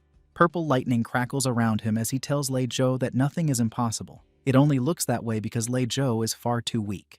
Then, Xu Jingming launches a devastating counterattack. Surrounded by a torrent of purple lightning, he lunges forward and strikes Lei Zhou squarely in the chest, sending him flying backward. The purple lightning courses through Lei Zhou's body, making him cry out in agony. The force of the blow sends his sword flying amidst a spray of blood before he lands hard on the ring floor, slumping over in defeat. The crowd is stunned. Lei Zhou's supporters gape in disbelief, one shouting that the fight ends in only 2 moves. Another curses the earlier claims about Lei Zhou being stronger. Everyone quickly realizes Xu Jingming's strength sits on an entirely different level than the other freshmen. On the sidelines, Liu Ming looks bored, thinking the match does not force his junior to use even 1/10 of his power. Back in the ring, teacher Zhou Yun prepares to announce the winner. But Lei Zhou drags himself upright, insisting he is not defeated. Desperately, he pulls out a small red pill. Zhou Yun's face changes instantly. She recognizes a rampaging blood pill and shouts a warning, telling him it is not worth risking his life. The audience murmurs in alarm. They know the pill can multiply strength several times but brings crippling side effects. They wonder why he would gamble his future for a single duel. Lei Zhou ignores everyone and declares he will accept any consequences. Some students, including Liu Wentao, protest the use of such a drug. Teacher Zhou Yun explains that since the battle is unofficial, weapons, suits, and performance enhancers are all allowed. As she speaks, Lei Zhou swallows the pill. She finishes by adding that Xu Jingming would also be allowed to use one if he had it. The pill takes hold quickly. Lei Zhou's body erupts in an intense fire aura, his eyes glowing a fierce orange. Zhou Yun frowns, noting the pill is high grade and has pushed him to the lower second tier. She concludes Xu Jingming is now in danger. Faced with his opponent's power-up, Xu Jingming's own battle intent surges. Purple lightning erupts around him. Zhou Yun nods slightly, thinking he shows the calm mindset of a true general. Gripping his spear, Xu Jingming allows a confident smile. At last, the fight feels like something other than an adult beating a child. He steps forward, lightning exploding beneath his boots as he charges with blinding speed. Lei Zhou is shocked by the velocity. The two collide at the center of the ring with explosive force. Lei Zhou barely blocks the first thrust but is driven backward, forced onto one knee by the impact. Flames flicker wildly around him as disbelief fills his eyes. Even boosted to second tier, he cannot understand how he still cannot match him. Realizing close combat is hopeless, Lei Zhou leaps away and hurls a volley of fireballs. Xu Jingming casually swings his spear, a vortex of lightning deflecting everything. He asks mockingly if that is truly all Lei Zhou can do. Frustrated and sweating, Lei Zhou clings to a single hope, exhausting Xu Jingming before the pill's boost fades. But Xu Jingming decides to end it. He raises his hand and compresses massive purple energy into a solid lightning spear, his A-rank thunder spear. It flies across the ring and slams into Lei Zhou's shoulder, tearing through his defenses. Staggering, Lei Zhou is struck by the cold realization that Xu Jingming also wields devastating long-range power. Before he recovers, another technique descends. A sphere of lightning forms overhead, pouring down violent purple torrents. Lei Zhou stares up in panic, wondering what skill this is. Xu Jingming answers coldly, Thunder Prison. A cage of crackling lightning traps Lei Zhou where he stands. Cursing, Lei Zhou summons a spinning flame barrier around himself. Trapped but stubborn, he shouts that if he cannot escape, then Xu Jingming cannot enter either. Xu Jingming remains unmoved. The barrier looks flimsy in his eyes, nothing more than a glowing shell. Instead of a drawn-out contest, he leaps high into the air. Dozens of massive purple spears appear above him, each humming with lethal power, an overwhelming storm resembling a monstrous version of chain thunder gun. Lei Zhou looks up and feels pure terror. He knows one hit will kill him. With pride shattered and survival taking over, he screams his surrender. At the last instant, the tip of the leading lightning spear stops inches from his eye. The barrage fades as Xu Jingming lands. He steps forward and thrusts his real spear into Lei Zhou's chest, sealing the result beyond all doubt. Xu Jingming pulls his spear free, leaving Lei Zhou kneeling in defeat. Teacher Zhou Yun announces the winner. The crowd erupts in shock. They marvel at how Xu Jingming chains 4 different battle techniques in seconds. 2 students whisper guesses that the techniques must be B grade. One admits the best technique he has learned is only C grade. Standing nearby, Liu Ming overhears and nearly chokes. He thinks they are severely underestimating his junior. He knows the truth. Xu Jingming picked 4 A-grade techniques and has already mastered them to a usable level. He recalls how he dared choose only 1 A-grade technique as a freshman and needed 4 months to learn it. Having such a monstrous junior puts pressure even on him. Back in the ring, a humbled Lei Zhou struggles to stand. He thanks Xu Jingming for sparing him and admits he is completely defeated. He promises the wagered credits and cash now belong to him and vows he will pay what he owes Xu Jingming's aunt on time. Teacher Zhou Yun confirms the transfer of 50 credits and 3.2 million currency to Xu Jingming's account. He thinks a gambling match is an efficient way to earn money. With the duel over, Liu Wentao rushes in, cheering wildly. He tells Brother Ming he is now a rich man and insists on celebrating in the city center that evening. Xu Jingming begins to refuse, explaining he has training scheduled, but Liu Ming encourages him to go, reminding him that proper rest is part of long-term success. Xu Jingming accepts the advice. As they prepare to leave, Liu Wentao excitedly points at Liu Ming, bragging about his reputation as vice president of the Ash Club and a user of an A-rank lightning ability. As the 2 roommates walk off, Liu Wentao proudly says he already has the entire program planned for the night. A suspicious Xu Jingming asks what kind of program. Liu Wentao turns with a wide mischievous grin and reveals his grand plan. The one thing no university life is complete without: a social mixer. Next day, at a lavishly set table for a social gathering, Liu Wentao approaches Xu Jingming with excitement. He explains that after posting an invitation on the campus forum, over 100 people registered, and he had a difficult time selecting the guests. Xu Jingming smiles and comments on his friend's dedication, asking about the final choices. Liu Wentao playfully keeps it a secret, but soon spots the arriving guests and calls them over. Two young women approach. One wearing glasses introduces herself as Qi Dongxia, and her companion with dark hair introduces herself as her roommate, Song Chu Yun. Liu Wentao proudly presents them to Xu Jingming, highlighting their abilities. He notes Qi Dongxia has an A-rank beast-type ability, while Song Chu Yun is a high-level first-tier user with an A-rank light element ability and was the top scorer in her province. Xu Jingming politely introduces himself. Upon hearing his name, Song Chu Yun shows surprise and immediately expresses interest in a sparring match, inviting him to choose the time and place. Qi Dongxia calls her a battle maniac for suggesting a fight so soon and reminds her they are there to socialize. Song Chu Yun admits her main reason for attending was the opportunity to spar with Xu Jingming. Xu Jingming steps in to smooth the situation by inviting them to sit down. Liu Wentao clarifies the plan for today is just to have fun, eat, and go shopping together. The group spends the evening at the bustling Huaihai shopping street. Song Chu Yun looks up at the towering skyscrapers in awe of the city's magnificence. As they walk, Qi Dongxia admires clothes in a window, while Xu Jingming notices the wide array of high-end equipment for superpowered individuals, including A-rank weapons. He observes displays of blades and elixirs, thinking this commercial center offers a far greater selection than his hometown, Jiangcheng.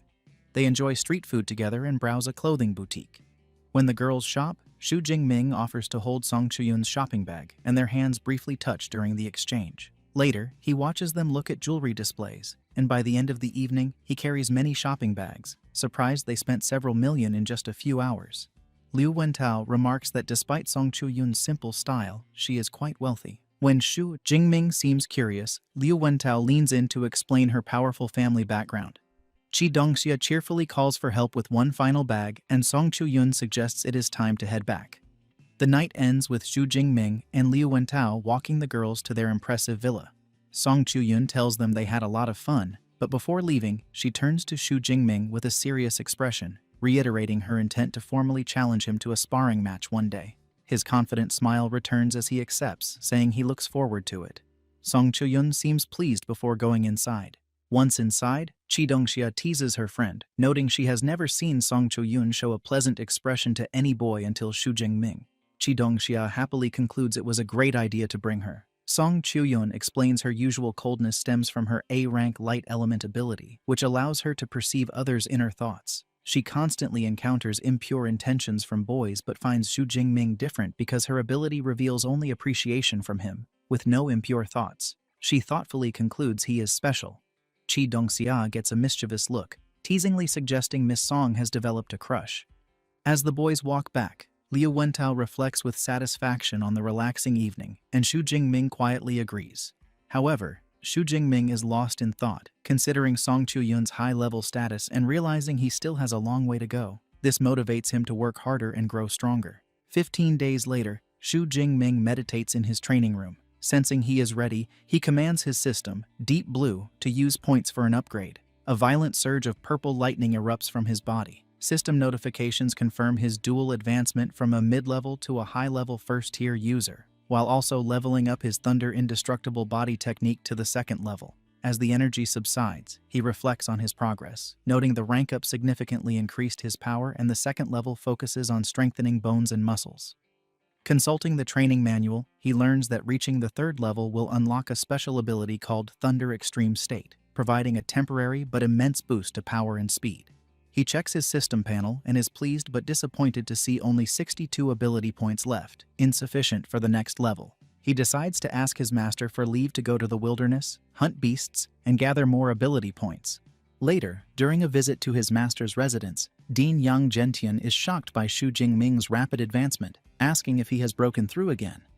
Xu Jingming calmly confirms his progress from the previous night and mentions his body tempering technique has reached the second level. The dean is inwardly amazed, thinking his student discusses difficult breakthroughs as if they were simple. He concludes that with an S-rank ability and such hard training, nothing is impossible for Xu Jingming. His senior disciple, Liu Ming, remarks that his junior brother is a monster, recalling it took him half a year to achieve the same advancement.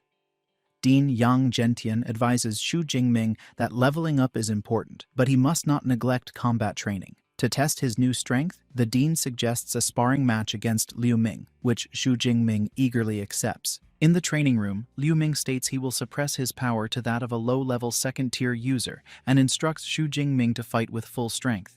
After a countdown, the match begins. Both warriors leap forward, and their spears meet in a powerful clash, erupting in a brilliant explosion of purple and green energy. Liu Ming is surprised by his junior brother's strength, which almost matches his own even with suppressed power.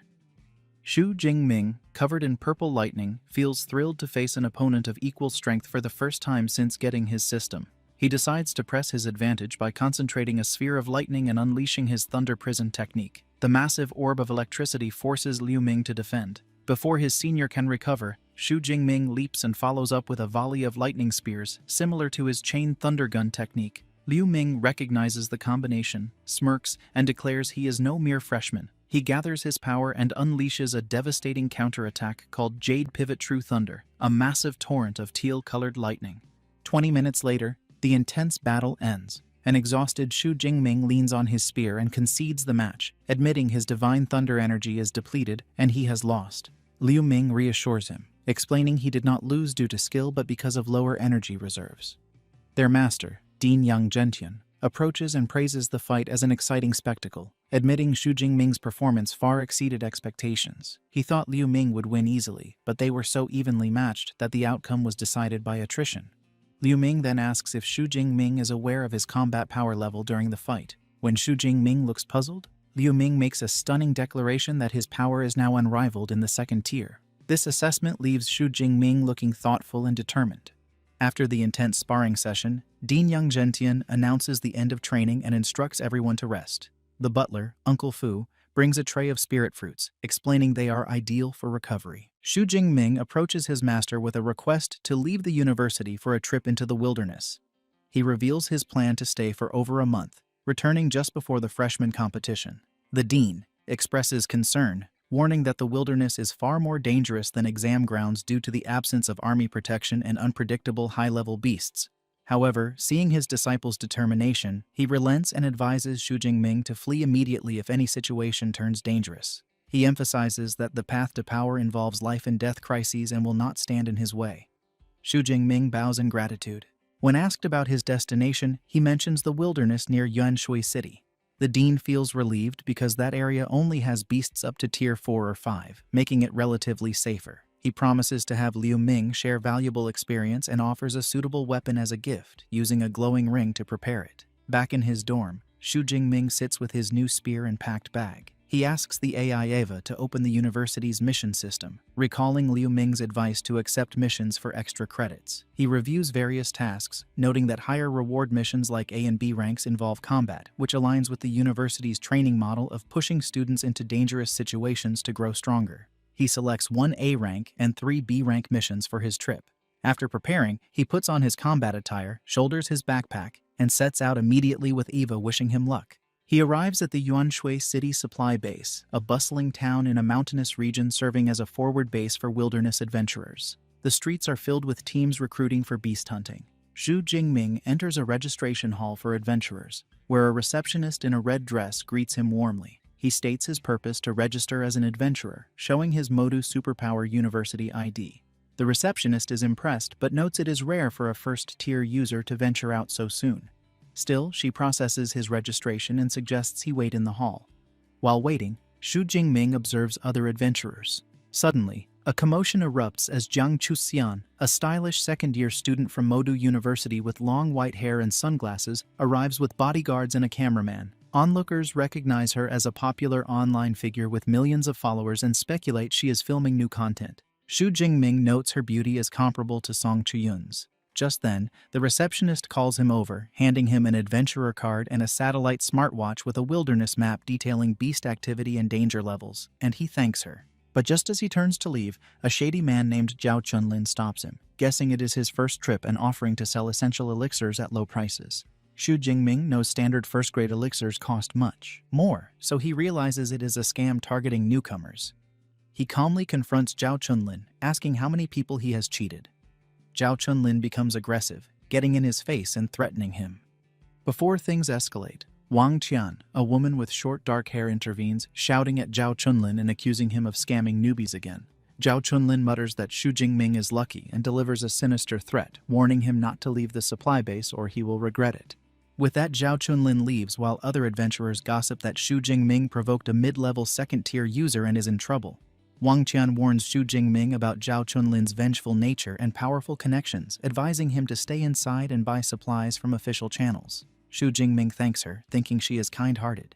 He refocuses on his plans, purchasing all necessary supplies like healing and antidote elixirs from an official counter. And after purchasing those and stowing them in his backpack, he leaves the hall. But outside, Zhao Chunlin and his cronies are already blocking his path. Zhao Chunlin mockingly comments on his defiance and demands respect. He threatens to break both of Xu Jingming's legs unless he pays 1 million and kneels in apology. Xu Jingming remains unfazed, and a faint crackle of purple lightning emerges from his body as he tells him to shut up. The energy surge startles Zhao Chunlin. Before anyone can react, Xu Jingming disappears in a flash of purple lightning, reappearing behind Zhao Chunlin and striking him down with a single devastating blow. The force sends Zhao Chunlin flying backward, leaving him battered and bloody. Xu Jingming slams Zhao Chunlin with such force that he crashes through a nearby stone wall, shattering it. The onlookers, including the kind adventurer woman and her companions, are left speechless by the sudden display of power. Xu Jingming stands calmly in the devastated courtyard, unfazed. The crowd murmurs in shock, some admitting they did not even see the attack, others saying they worried for the newcomer but never expected such strength. Everyone quickly agrees that Zhao Chunlin picked the wrong opponent. The kind adventurer woman and her friend try to process what they witnessed. The woman admits she could not follow Xu Jingming's movements, and her blonde companion winces at Zhao Chunlin's condition, guessing his legs and pelvis must be shattered and that he will be crippled even if he survives. The kind woman remarks that Xu Jingming is not only incredibly strong but also ruthless, the signature of someone trained at Modu Superpower University. When asked how she knows, she explains she recognized the exclusive university combat suit. Impressed, the woman, Wang Qian, suggests recruiting him, saying their team is short one attacker. Her teammate protests, reminding her their team is all female. The others tease Wang Qian, suggesting she only wants him on board because he is handsome, though none of them deny they would approve of him joining. Wang Qian becomes flustered. Ignoring the chatter, Xu Jingming walks to the wilderness entry gate. He scans his adventurer card. A notification confirms permission to enter. He steps through the massive gate into the vast Yuanshui wilderness, a dense and untamed forest. A powerful beast roar echoes through the trees, a Tier 4 creature marking territory. Xu Jingming notes it calmly. Those beasts are not his targets today. He plans his hunt. The wilderness is divided into a ruined city and a mountain forest. City zone beasts are generally weaker, making them perfect for harvesting ability points. He pulls up a holographic map, selecting Ping'an County, where data shows mostly Tier 2 beasts with a few Tier 1 and no higher tiers. With an estimated 500 to 600 beasts, it is the ideal starting point. With a determined cry, Xu Jingming declares his arrival and sprints forward, blue aura wrapping around him as he races through the forest.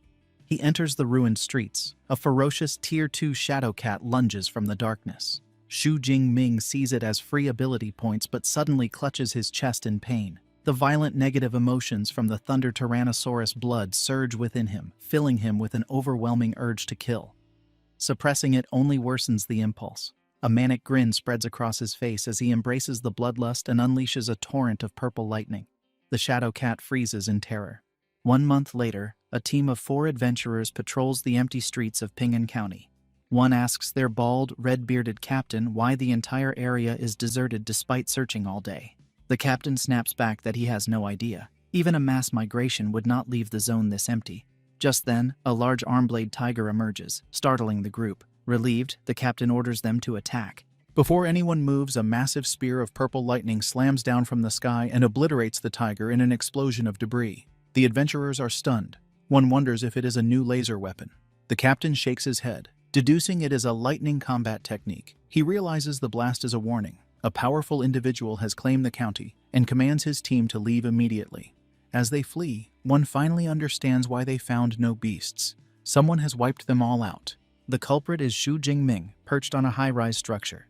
A system notification confirms his kill and awards 19 ability points. Satisfied, he notes his thunder spear now reaches over 1,000 meters. He opens his status panel, reviewing his month-long harvest. Over 8,000 ability points raised him from high first tier to high second tier, and the thunder indestructible body advanced to the third layer. Several A-rank combat techniques are now at intermediate level, a pace he believes no one else could match.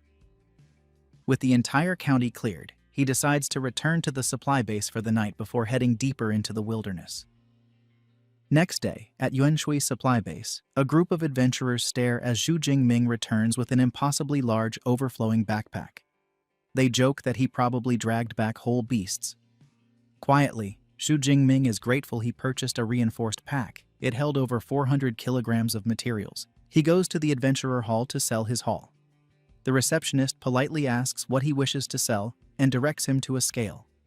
Xu Jingming opens the massive pack, revealing a mountain of high-quality beast parts. He informs her that he has over 400 kilograms of Tier 2 materials and requests evaluation. Overwhelmed, she calls for assistance. A well-dressed man arrives with 2 attendants. He introduces himself as Manager Zhao Yi, head of acquisitions.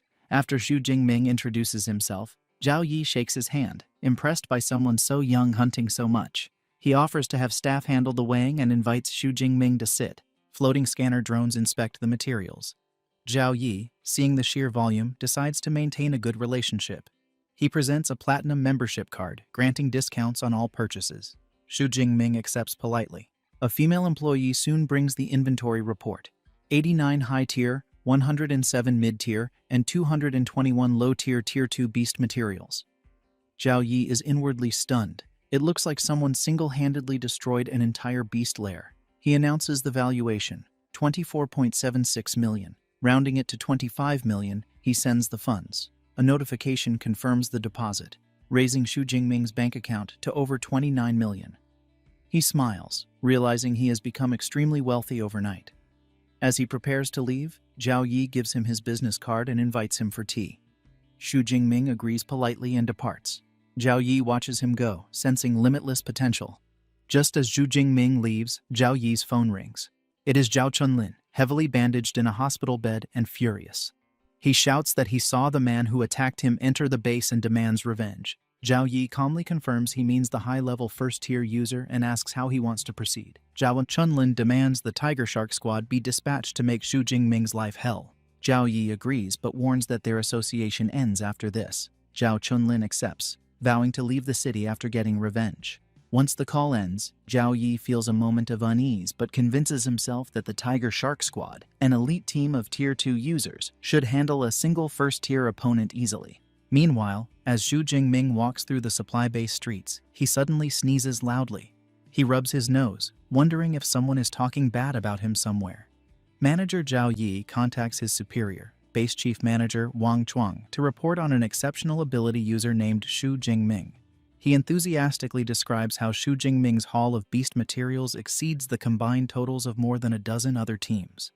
Manager Wang Chuang checks the records and is surprised to find Xu Jingming's file, recognizing him as a disciple of the famed Yang Zhentian, and noting his talent appears to surpass even other students like Liu Ming. He concludes Xu Jingming is a prodigy who must not be offended and urgently instructs Manager Zhao Yi to notify him immediately upon Xu Jingming's return. Manager Zhao Yi agrees, realizing the young man must have a powerful background and feeling relieved he treated him with respect. Meanwhile, Xu Jingming walks through the commercial streets of the supply base. He notices a shop selling spatial storage rings, but is dismayed to find even basic models cost over 10 million. Despite the high price, he considers the convenience of such a ring for carrying his spear. His thoughts are interrupted by a phone call from his roommate, Liu Wentao, who cheerfully asks when he will return to the university. Xu Jingming replies he will be back in about half a month and inquires if something is wrong, unaware that he is being watched from a hidden alley. Zhao Chunlin, seated in a wheelchair and surrounded by the Tiger Shark Squad mercenaries, points out Xu Jingming as his target. The squad leader, a man with a blonde buzz cut and an arm in a sling, orders his team to break Xu Jingming's hands and feet and bring him to Zhao Chunlin. A female squad member coolly acknowledges the command. As Xu Jingming continues his phone call, Liu Wentao begins describing an arrogant new freshman at the university. Suddenly, Xu Jingming pauses, sensing hostile gazes, but calmly tells his roommate it is nothing and to continue. When Xu Jingming walks into a deserted alley, The Tiger Shark squad is waiting. The squad leader signals that the target is in position and orders a member named Hey Ya to analyze his strength. Another member remarks that their captain is being too cautious about a single upper first-tier user. Hey Ya uses her psychic ability to scan Xu Jingming, and her expression turns to shock. She exclaims that what she sees is impossible and shares her psychic perception with the team. They view Xu Jingming as a colossal vortex of immense purple power that dwarfs their own auras. Realizing his strength far exceeds an upper second-tier user, and he could easily destroy them. The leader's face twists in fury as he understands their intelligence was wrong and Zhao Chunlin sent them on a suicide mission. He immediately aborts the operation, ordering a retreat and vowing to settle the score later. From the alley, Xu Jingming watches the squad members leap away and vanish, leaving him confused by their sudden withdrawal. He quickly deduces that only Zhao Chunlin holds a grudge against him and assumes this was a failed revenge attempt. He dismisses it, thinking such people never change and he will teach Zhao Chunlin a lesson next time. The enraged Tiger Shark squad returns to Zhao Chunlin. The squad leader storms up to the merchant and slaps him powerfully, sending him flying from his wheelchair. Stunned and in pain, Zhao Chunlin demands an explanation. The leader looks down with contempt, yelling that Zhao Chunlin's faulty intelligence was a death trap, and reveals that their target was not an upper first-tier user, but a powerful upper second-tier one. The news leaves Zhao Chunlin speechless and unable to comprehend how Xu Jingming grew so strong in just over a month.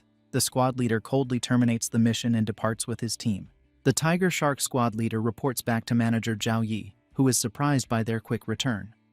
The leader explains the mission was terminated due to incorrect intelligence, stating that Xu Jingming is an upper second-tier user with combat strength at least at the third-tier level.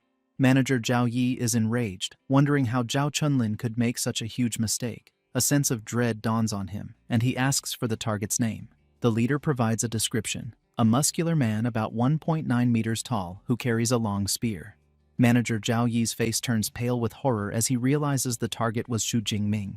The scene cuts to manager Wang Chuang's office, where he slams his hands on his desk, sending books flying. He yells at manager Zhao Yi, demanding to know who gave him the audacity to ambush Xu Jingming. A terrified manager Zhao Yi nervously points out that Xu Jingming is just an upper second-tier kid, and questions if such a strong reaction is needed. Manager Wang Chuang calls him a fool and has drone project Xu Jingming's records. As he reads, the horrifying reality hits him. The file confirms Xu Jingming is an 18-year-old upper second-tier user, the top scholar of Jiangcheng province, a freshman at Modu Superpower University, and most importantly, a disciple of the legendary Yang Zhentian. Manager Wang Chuang grimly asks if manager Zhao Yi now understands, explaining that a master like Yang Zhentian could level the base without consequences from the state. Overcome with fear, manager Zhao Yi bows and promises to handle the situation. On manager Wang Chuang's orders, 2 guards drag in the battered Zhao Chunlin. The terrified merchant is thrown to the floor and begs for his life. Manager Zhao Yi, his face cold, declares a simple beating is not enough and that the ringleader must be executed. He tells Zhao Chunlin he has only himself to blame for picking a fight with someone he could not afford to offend. Without another word, he snaps the merchant's neck, executing him on the spot. In manager Wang Chuang's office, manager Zhao Yi looks on nervously after the execution, but manager Wang Chuang is not satisfied. He coldly states that this is not enough to appease someone like Xu Jingming, and orders that everyone involved, including the Tiger Shark squad, must be severely punished to ensure no rumors spread. A horrified manager, Zhao Yi, can only watch. The scene shifts to the Adventurers' Hall entrance, where the base's top management has gathered in a formal line. A crowd, including Wang Tian and her team, observes the gathering and recognizes manager Wang Chuang at the front. Noting all department heads are present, they guess such an impressive lineup must be for someone very important. Just then, Wang Tian's teammate spots Xu Jingming, pointing out the young man from Modu Superpower University. Xu Jingming, returning from his errands, looks on confused by the entire management team's presence. Manager Wang Chuang steps forward and warmly welcomes student Xu, introducing himself as the base chief manager. Seeing the base's highest authority personally greeting him leaves Wang Tian and her friends shocked, realizing there is much more to Xu Jingming's identity. Manager Wang Chuang offers a formal apology, informing Xu Jingming that Zhao Chunlin has been punished and all accomplices have been rounded up and will spend their lives in prison. To make amends, he explains the base has prepared reparations. Xu Jingming is impressed, thinking the chief manager handles matters cleanly and decisively. A female attendant brings forward a box, presenting Xu Jingming with the base's highest-level black gold membership card, which grants free lodging and a minimum 20% discount on all purchases. Another attendant then presents a second gift, a small box containing a 1 cubic meter space ring. The incredible value of this gift leaves Xu Jingming completely stunned as he realizes what he is being offered. Xu Jingming holds the space ring and notes that its market value is at least 50 million. He accepts the gift as a sincere gesture from manager Wang Chuang. The manager praises his boldness, typical of Yang Zhentian's students, and mentions that his senior disciple Liu Ming also trained at the base. Before Xu Jingming leaves, manager Wang Chuang assures him of his significant influence in the city and offers assistance if needed. Xu Jingming understands this special treatment stems entirely from his master's powerful reputation. Later, in a luxurious room provided through his new black gold membership, Xu Jingming finally relaxes after a month of intense training. He binds the space ring to himself by leaving a spiritual imprint, a process he completes easily due to his strong spiritual power. Testing the ring, he finds he can retrieve and store items with a simple thought. Though it cannot hold living things, he appreciates its convenience. Soon, his rest is interrupted by a call from his master, Yang Zhentian. Xu Jingming reports his return from the wilderness and mentions the assassination attempt. Yang Zhentian becomes enraged, shouting that a space ring is insufficient compensation and threatening to destroy the base if any harm had come to his disciple. After calming down, he asks why the elite squad retreated. Xu Jingming speculates they realized his strength was far greater than expected, perceiving him as an upper second-tier user, which forced their retreat. This news leaves Yang Zhentian speechless, then bursting into proud laughter. He praises Xu Jingming's cultivation speed as even faster than his own and eagerly asks when he will return to celebrate. Xu Jingming says he will be back just before the semester begins, planning to use the remaining time to explore more dangerous areas. Yang Zhentian warns him to be careful, and Xu Jingming assures him he will. After the call, Yang Zhentian beams with joy, and his butler Uncle Fu remarks it has been a long time since he has seen him so happy. The dean reflects that while life and death crises catalyze growth for others, they seem to accelerate his disciples' progress at an incredible rate. Following his plan, Xu Jingming ventures into the forest mountain range, a more advanced part of the wilderness. The air fills with fierce beast roars, and he notes this area is richer in resources than the ruined city he cleared. Just then, his keen senses detect an attack as his boot snaps a twig, alerting a foe. Invisible energy slashes, tear through the air, narrowly missing him and slicing through trees. The attacker reveals itself as a large, ferocious Gale Dreadwolf. Xu Jingming calmly analyzes it as a mid-tier third-rank wind element beast and wonders how many ability points it will yield. As he prepares to fight, another group approaches, the popular streamer Jiang Chuxian, with her bodyguards and cameraman. One bodyguard points out the Gale Dreadwolf, suggesting it would be perfect for Miss Jiang to defeat on camera. The team leader orders his subordinate to block the wolf's escape, intending to claim the beast. Xu Jingming observes this, thinking they are trying to steal his kill, which violates wilderness rules where the first person to find a resource claims it. However, Jiang Chuxian expresses disapproval, stating she dislikes taking another's prey for content and notes that Xu Jingming appears calm and capable, not needing help. The team leader complains quietly, but agrees to find another beast. Xu Jingming watches them leave, thinking Jiang Chuxian's character is surprisingly decent for a famous online personality, though the team leader seems to have little authority. He dismisses the thought and refocuses on the hunt. The Gale Dreadwolf, annoyed by Xu Jingming's stance, lunges in a furious attack. Xu Jingming easily evades, and though the charge throws him slightly off balance, he quickly recovers. Channeling his lightning power, he brings his spear down with immense force, plunging the electrified tip into the beast's skull. The beast collapses, and a system notification awards him 34 ability points. Xu Jingming reflects with satisfaction that over 30 points from a single third-rank beast is quite good. With a smirk, he looks forward to hunting as many beasts as possible in the last 10 days of his expedition. 7 days later, Xu Jingming's hunt continues. He finds a troop of large ape-like beasts and unleashes a massive spear of pure energy from the sky, creating a powerful explosion that leaves a crater and heavily wounds the leader. Surprised his thunder spear did not instantly kill the leader, he acknowledges the durability of a third-rank beast leader. With purple lightning crackling around him, he decides not to waste time on lesser beasts and resolves to finish them all quickly. He charges into the group, moving like a blur and striking them down with his spear. Standing over the defeated apes, he checks his system panel with a satisfied smile, seeing over 3,000 ability points. He thinks this should be enough to learn the powerful S-rank combat techniques he has been anticipating.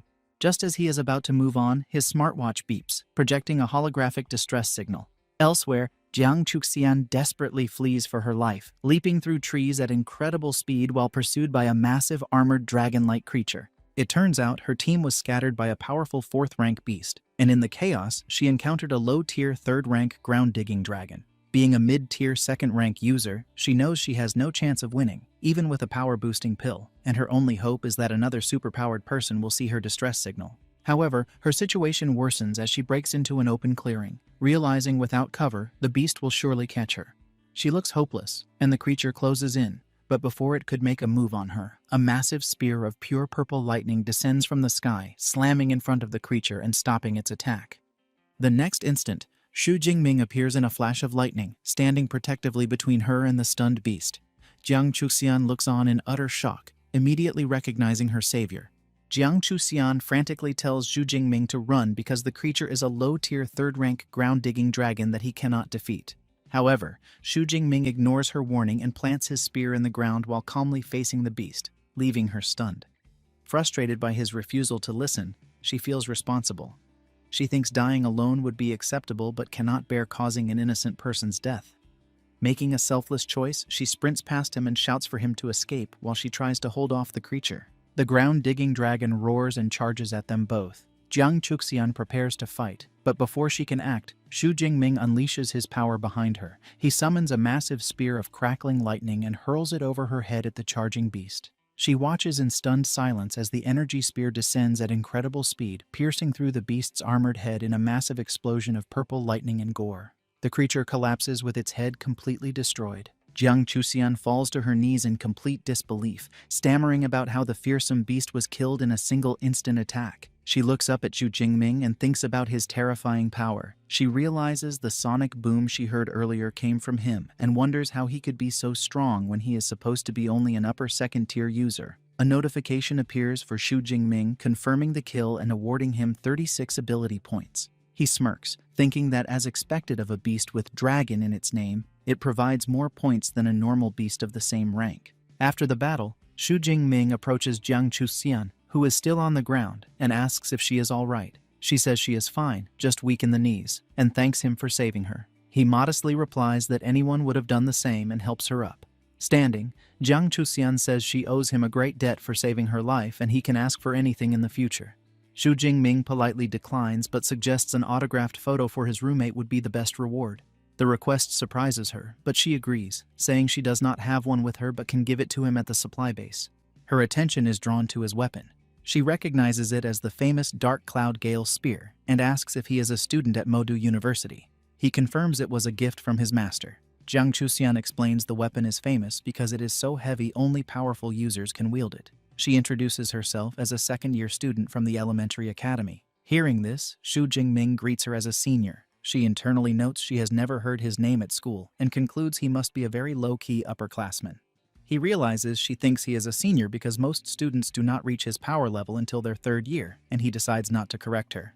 Still in awe, Jiang Chuxian marvels that he could instantly kill a strong upper-tier 3rd-rank creature. As he prepares to leave, she stops him.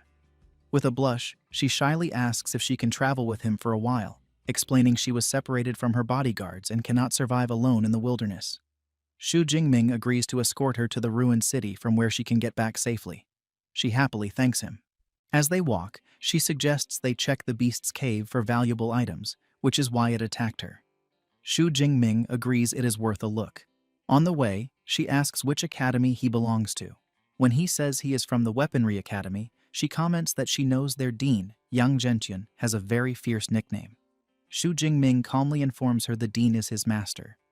The revelation leaves Jiang Chuxian flustered and embarrassed, and she apologizes profusely for speaking badly of his teacher. Xu Jingming is taken aback, thinking that for a cold online ice goddess, she is quite a chatterbox in person. Jiang Chuxian leads him to a dark rocky cave, the ground-digging dragon's lair. Inside, he cautiously tells her to stay behind him as he is unsure of what dangers lie ahead. She agrees, following closely as he leads with his spear crackling with protective lightning. Their caution soon turns to amazement. Deeper inside, they discover a hidden oasis. A small spring of clear turquoise water is surrounded by a garden of rare and fragrant flowers. Xu Jingming is stunned, identifying several high-grade medicinal herbs. His shock grows as he realizes the spring is an S-grade Earth Spirit Spring, a legendary healing treasure. He turns to Jiang Chuxian in disbelief, asking if she is certain. She confirms it, explaining the spring nourishes the surrounding plants, turning them into rare and powerful herbs. Xu Jingming is impressed by her deep knowledge. She proudly reveals she is a certified second-grade pharmacist, a qualification he knows is very difficult to achieve. After assessing their find, Jiang Chuxian estimates there is enough spring water for at least 5 portions of S-grade healing liquid. As thanks for saving her life, she selflessly offers the entire treasure to him. However, Xu Jingming proposes a fairer deal. He suggests they split the spring water with him taking 4 parts to her 1 and divide the herbs equally. Delighted by his generous offer, she happily accepts. As Xu Jingming and Jiang Chuxian are dividing their findings, her team of bodyguards arrives at the cave entrance. One man is skeptical, questioning what could be valuable in an unguarded cave. The team leader corrects him, pointing out traces show it is the lair of a third-rank ground-digging dragon, and dragon nests often contain rare treasures. As they enter, they are surprised to find Jiang Chuxian and Xu Jingming inside. She is startled by their sudden appearance, internally worrying that if this elite team of third-rank users discovers the S-grade spring, there will be trouble. The leader greets her, saying they have been searching for her. He then curiously notes Xu Jingming's presence. Thinking quickly, Jiang Chuxian explains Xu Jingming is a senior from her school she just met. She gestures to the treasure, suggesting that since the herbs are high quality, they should all share. The leader smirks and accepts, but a subordinate whispers to him that the spring seems to be the legendary S-grade Earth Spirit Spring, a priceless treasure. The revelation instantly changes the atmosphere. The bodyguards' eyes glow red with greed as they realize the immense value. Both Xu Jingming and Jiang Chuxian sense the immediate shift in their demeanor. The leader's friendly facade drops, replaced by a menacing grin as he remarks that she does not seem very honest. Realizing the danger, Jiang Chuxian decides to surrender the treasure. She says the team can have everything and tries to pull Xu Jingming away. When he does not move, she urgently whispers that the bodyguards are all peak third-rank users and they stand no chance. However, Xu Jingming calmly replies that he does not consider himself weaker than them. He adds that even if they gave up the treasure, the team would not let them go alive. A chilling thought she realizes is true. The team leader laughs, confirming Xu Jingming's words. He admits that while the boy's tone is arrogant, his guess is correct. He explains their ruthless logic. Jiang Chuxian is famous, and if they let her go, she could expose them online and ruin their careers. Therefore, he concludes it is safer to kill them both and keep the secret buried in the cave forever. Jiang Chuxian refuses to be a liability and makes a difficult choice by swallowing a red power-enhancing bloodburst pill. She becomes determined to fight alongside her rescuer, Xu Jingming. The pill immediately takes effect, causing her A-rank ice superpower to surge violently. She unleashes her power, sending a wave of frost across the ground that begins to freeze the feet of the bodyguards. The team leader remains unfazed and gives his orders. He instructs one man, Zhou Chong, to deal with Xu Jingming first, whom he mockingly calls Jiang Chuxian's lover. The rest of the team is ordered to secure the cave entrance. With the plan set, the leader turns his attention to Jiang Chuxian. His body transforms due to his C-rank ability, turning him into a massive, ferocious, saber-toothed tiger. He menacingly tells her that her life ends today. His men make cruel and lewd remarks, suggesting they should record everything before killing her, revealing their monstrous nature. Jiang Chuxian feels filled with despair, horrified to be facing beasts in human skin. She cannot accept dying in such a place, and her greatest regret is dragging Xu Jingming into her fatal situation. She turns to warn him only to be shocked by what she sees. In a flash, the battle turns. The tiger-transformed leader's eyes widen as he senses movement. Before anyone can react, Xu Jingming appears behind Zhou Chong, his spear already through the man's chest. The bodyguard collapses, defeated in an instant. Xu Jingming looks down on his fallen foe coldly, remarking that even a third-tier fighter is not much of a threat. The leader is stunned by Xu Jingming's incredible speed, unable to understand how his mid-tier third-rank subordinate was taken down so easily. He realizes with a grim expression that he has misjudged the situation and Xu Jingming is the true threat. Roaring with fury, he unleashes his own attack, swinging his massive axe in a devastating tiger roar slash. However, Xu Jingming effortlessly dodges the powerful blow, his body a blur of purple lightning. As he dodges, he analyzes his opponent's strength, concluding that the peak third-tier captain's raw power is far stronger than his own, and he realizes he can no longer afford to hold back. The tiger-transformed leader and his men are left confused by Xu Jingming's display of power. Realizing he is facing a much stronger opponent than he thought, Xu Jingming decides he can no longer hold back and unleashes a hidden power, activating his Thunder Extreme mode. A massive violent surge of raw purple lightning erupts from him, tearing his shirt and revealing a newly muscular physique. Jiang Chuxian can only watch in stunned silence, her face a mix of awe and concern. The sheer force of this transformation shocks the tiger leader, who stares at the dark swirling energy and wonders what kind of monster Xu Jingming is. Xu Jingming's appearance changes dramatically. His eyes now glow a piercing blue with slitted pupils, and two large demonic horns sprout from his head, completing his terrifying new form. He revels in the incredible surge of power, finding the feeling amazing. After a moment of shock, the leader dismisses the change, believing it to be just a special mode meant to be intimidating. Regaining his confidence, he prepares to attack again. With a ferocious grin, Xu Jingming rushes forward. The two warriors clash, the leader using a defensive skill called Lying Tiger Stone, certain his armor can withstand any attack from a lower-rank user.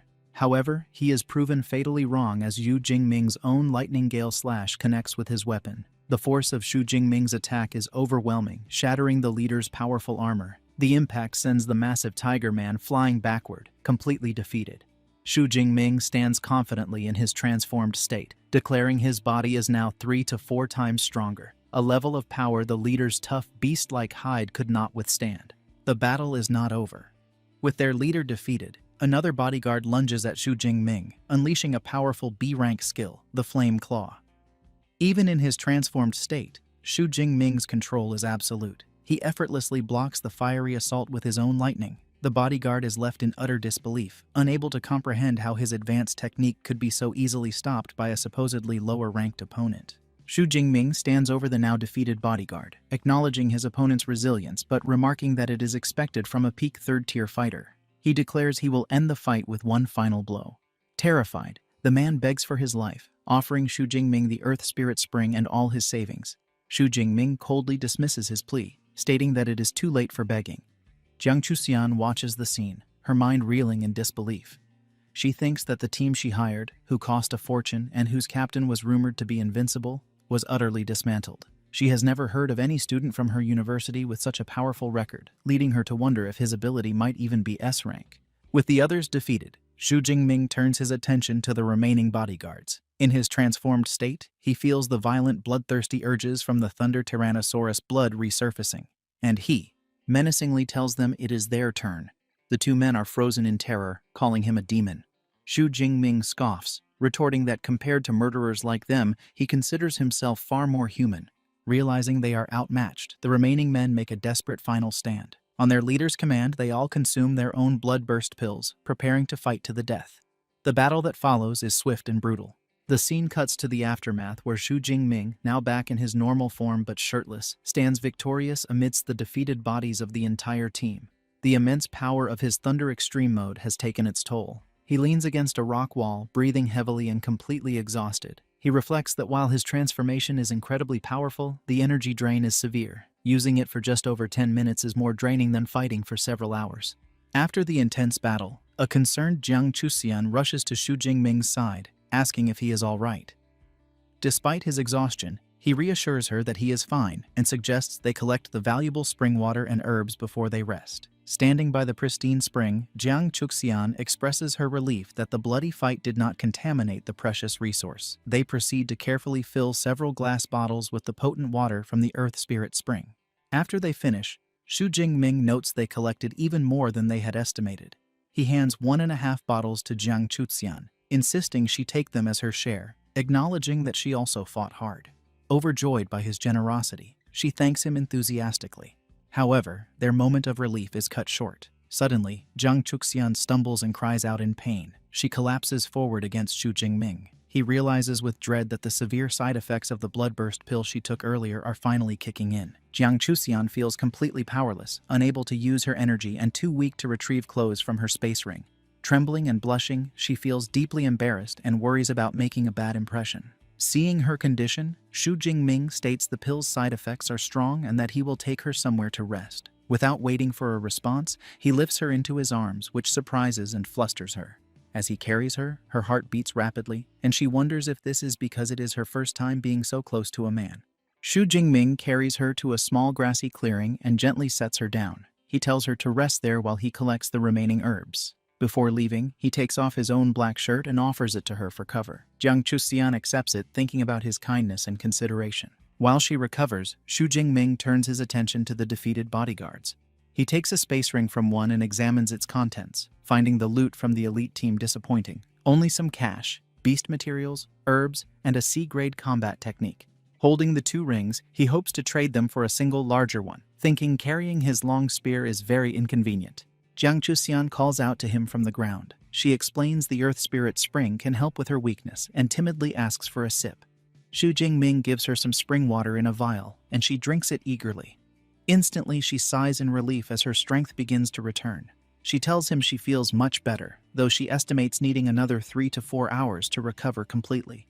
She marvels that the pill's side effects can be countered and comments on the miraculous nature of the S-grade Earth Spirit Spring. Xu Jingming considers her recovery time and realizes night will fall in a few hours. For their safety, he suggests resting in the cave overnight. The thought of spending a night alone with a man in a dark cave leaves Jiang Chuxian utterly shocked and flustered.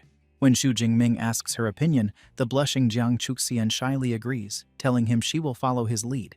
The next morning, the sun shines through the forest.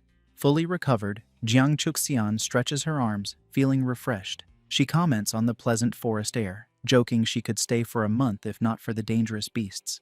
She glances at Xu Jingming and reflects on her worries from the previous night, chiding herself for her wild imagination. She concludes he is not the kind of person she feared, yet feels a slight sense of disappointment. Her thoughts are interrupted when Xu Jingming says it is time to leave and that he will escort her to the forest edge. Surprised, she quickly agrees. The two then run through the woods with Xu Jingming in the lead. Suddenly he stops abruptly, putting his arm out to prevent her from going further. A moment later, a massive flaming creature leaps over their heads. Jiang Chuxian looks up in terror, identifying it as a powerful 5th-tier blazing tiger. The great beast lands far ahead and continues to flee. Peeking from behind a tree, Xu Jingming wonders if the tiger did not notice them, but Jiang Chuxian observes its panicked state and suggests it is running for its life. Her eyes widen as she realizes what must be chasing it, a massive horde of gray wolf-like beasts with red eyes rushing past. In a hushed tone, she explains they are iron-toothed rats. She clarifies that while they are only 1st-tier beasts, in a swarm they are incredibly dangerous and could overwhelm a 6th-tier powerhouse. Now she understands why the blazing tiger was forced to flee. Faced with the swarm, Jiang Chuxian panics and urges Xu Jingming to flee. Reacting instantly, he grabs her hand and they turn and run with the horde of rats in hot pursuit. As they sprint, Xu Jingming knows the rats have incredible stamina, making a simple escape impossible. With the supply base 90 kilometers away, he realizes they need to move faster. His spear slows him down, and he declares he must abandon it. However, Jiang Chuxian quickly offers a solution, telling him her space ring is large enough to hold it. She effortlessly stores the heavy spear, freeing him. Now much lighter, Xu Jingming notes that holding hands is still too slow. He suggests it would be more efficient for him to carry her on his back, a proposal that leaves a stunned Jiang Chuxian speechless. Before she can object, he swiftly lifts her onto his back and continues their escape at an even greater speed. He eventually breaks out of the forest and into a ruined city. However, their relief is short-lived. They see the swarm devouring another beast's corpse. Xu Jingming grimly realizes their worst fear has come true. The rat tide has overrun the entire area. Cornered, he declares they must fight. He activates his Thunder Extreme mode, his body erupting in purple lightning as demonic horns sprout from his head. He tells a frightened Jiang Chuxian to hold on tight as he charges into the horde. He becomes a blur of destructive energy, cutting through the rats and earning ability points for each kill. Meanwhile, at a military outpost, Manager Wang Chuang and his team monitor the crisis. An official reports the rat tide is over 300,000 strong. Wang Chuang, looking grim, remarks it will be a devastating blow to the ecosystem. A subordinate shows a map of trapped ability users, lamenting that most will likely be devoured. Wang Chuang worries about Xu Jingming, thinking that unless his master Yang Zhentian intervenes, no one can save him if he is caught. Suddenly, a soldier spots a massive sphere of purple lightning on the monitors. Wang Chuang orders his troops to prepare to engage. A report comes in that the target is moving at 80 meters per second. The soldiers open fire, but their bullets are useless against the powerful energy barrier. Unleashing his full power, Xu Jingming, still in his demonic form, leaps high into the air with Jiang Chuxian soaring over the military blockade. He lands gracefully among the startled soldiers as his transformation fades. The soldiers are left in stunned silence. One exclaims he thought the approaching energy was a lightning beast, not a person. Another remarks on the man's terrifying aura, while a third finds the girl's silhouette strangely familiar. Now back in his normal form, shirtless and exhausted, Xu Jingming tells Jiang Chuxian they have reached the supply base and are safe. A relieved Jiang Chuxian holds his arm, thanking him. Just then, manager Wang Chuang rushes over. Recognizing Xu Jingming, he asks if he can help after his escape. Xu Jingming explains he ran for over 40 minutes from the mountain area and is exhausted, asking only for a room to rest. Internally, Wang Chuang is astounded, knowing the mountains are over 90 kilometers away. He thinks even a 4th-tier ability user would struggle to break through the horde from such a distance. Eager to help, Wang Chuang offers to arrange a room, but Jiang Chuxian steps in, stating she will take care of him. As she supports the weary Xu Jingming, nearby soldiers begin to gossip. They recognize her as Goddess Jiang and comment on how lucky the young man is. They speculate about their relationship, with one soldier lamenting that his goddess has been stolen. 2 full days and nights later, Xu Jingming finally awakens in a comfortable bed. He finds Jiang Chuxian by his side, who greets him with a cheerful smile. She tells him he has been asleep for a long time and she was about to give him some Earth Spirit Spring to help him recover. Surprised he slept so long, Xu Jingming asks about the wilderness.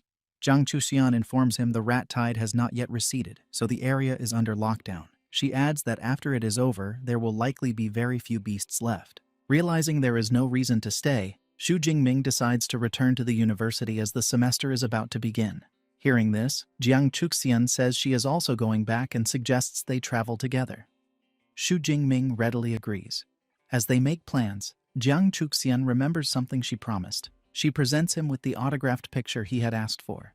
To Xu Jingming's complete surprise, the photo shows her posing suggestively in revealing lingerie, far from what he had expected. Flustered by the revealing photo, a blushing Xu Jingming explains to Jiang Chuxian that he asked for it on behalf of a friend and suggests this one is too inappropriate, requesting a more ordinary one instead.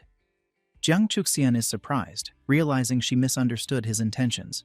Internally mortified, she scolds herself for assuming he was interested in her.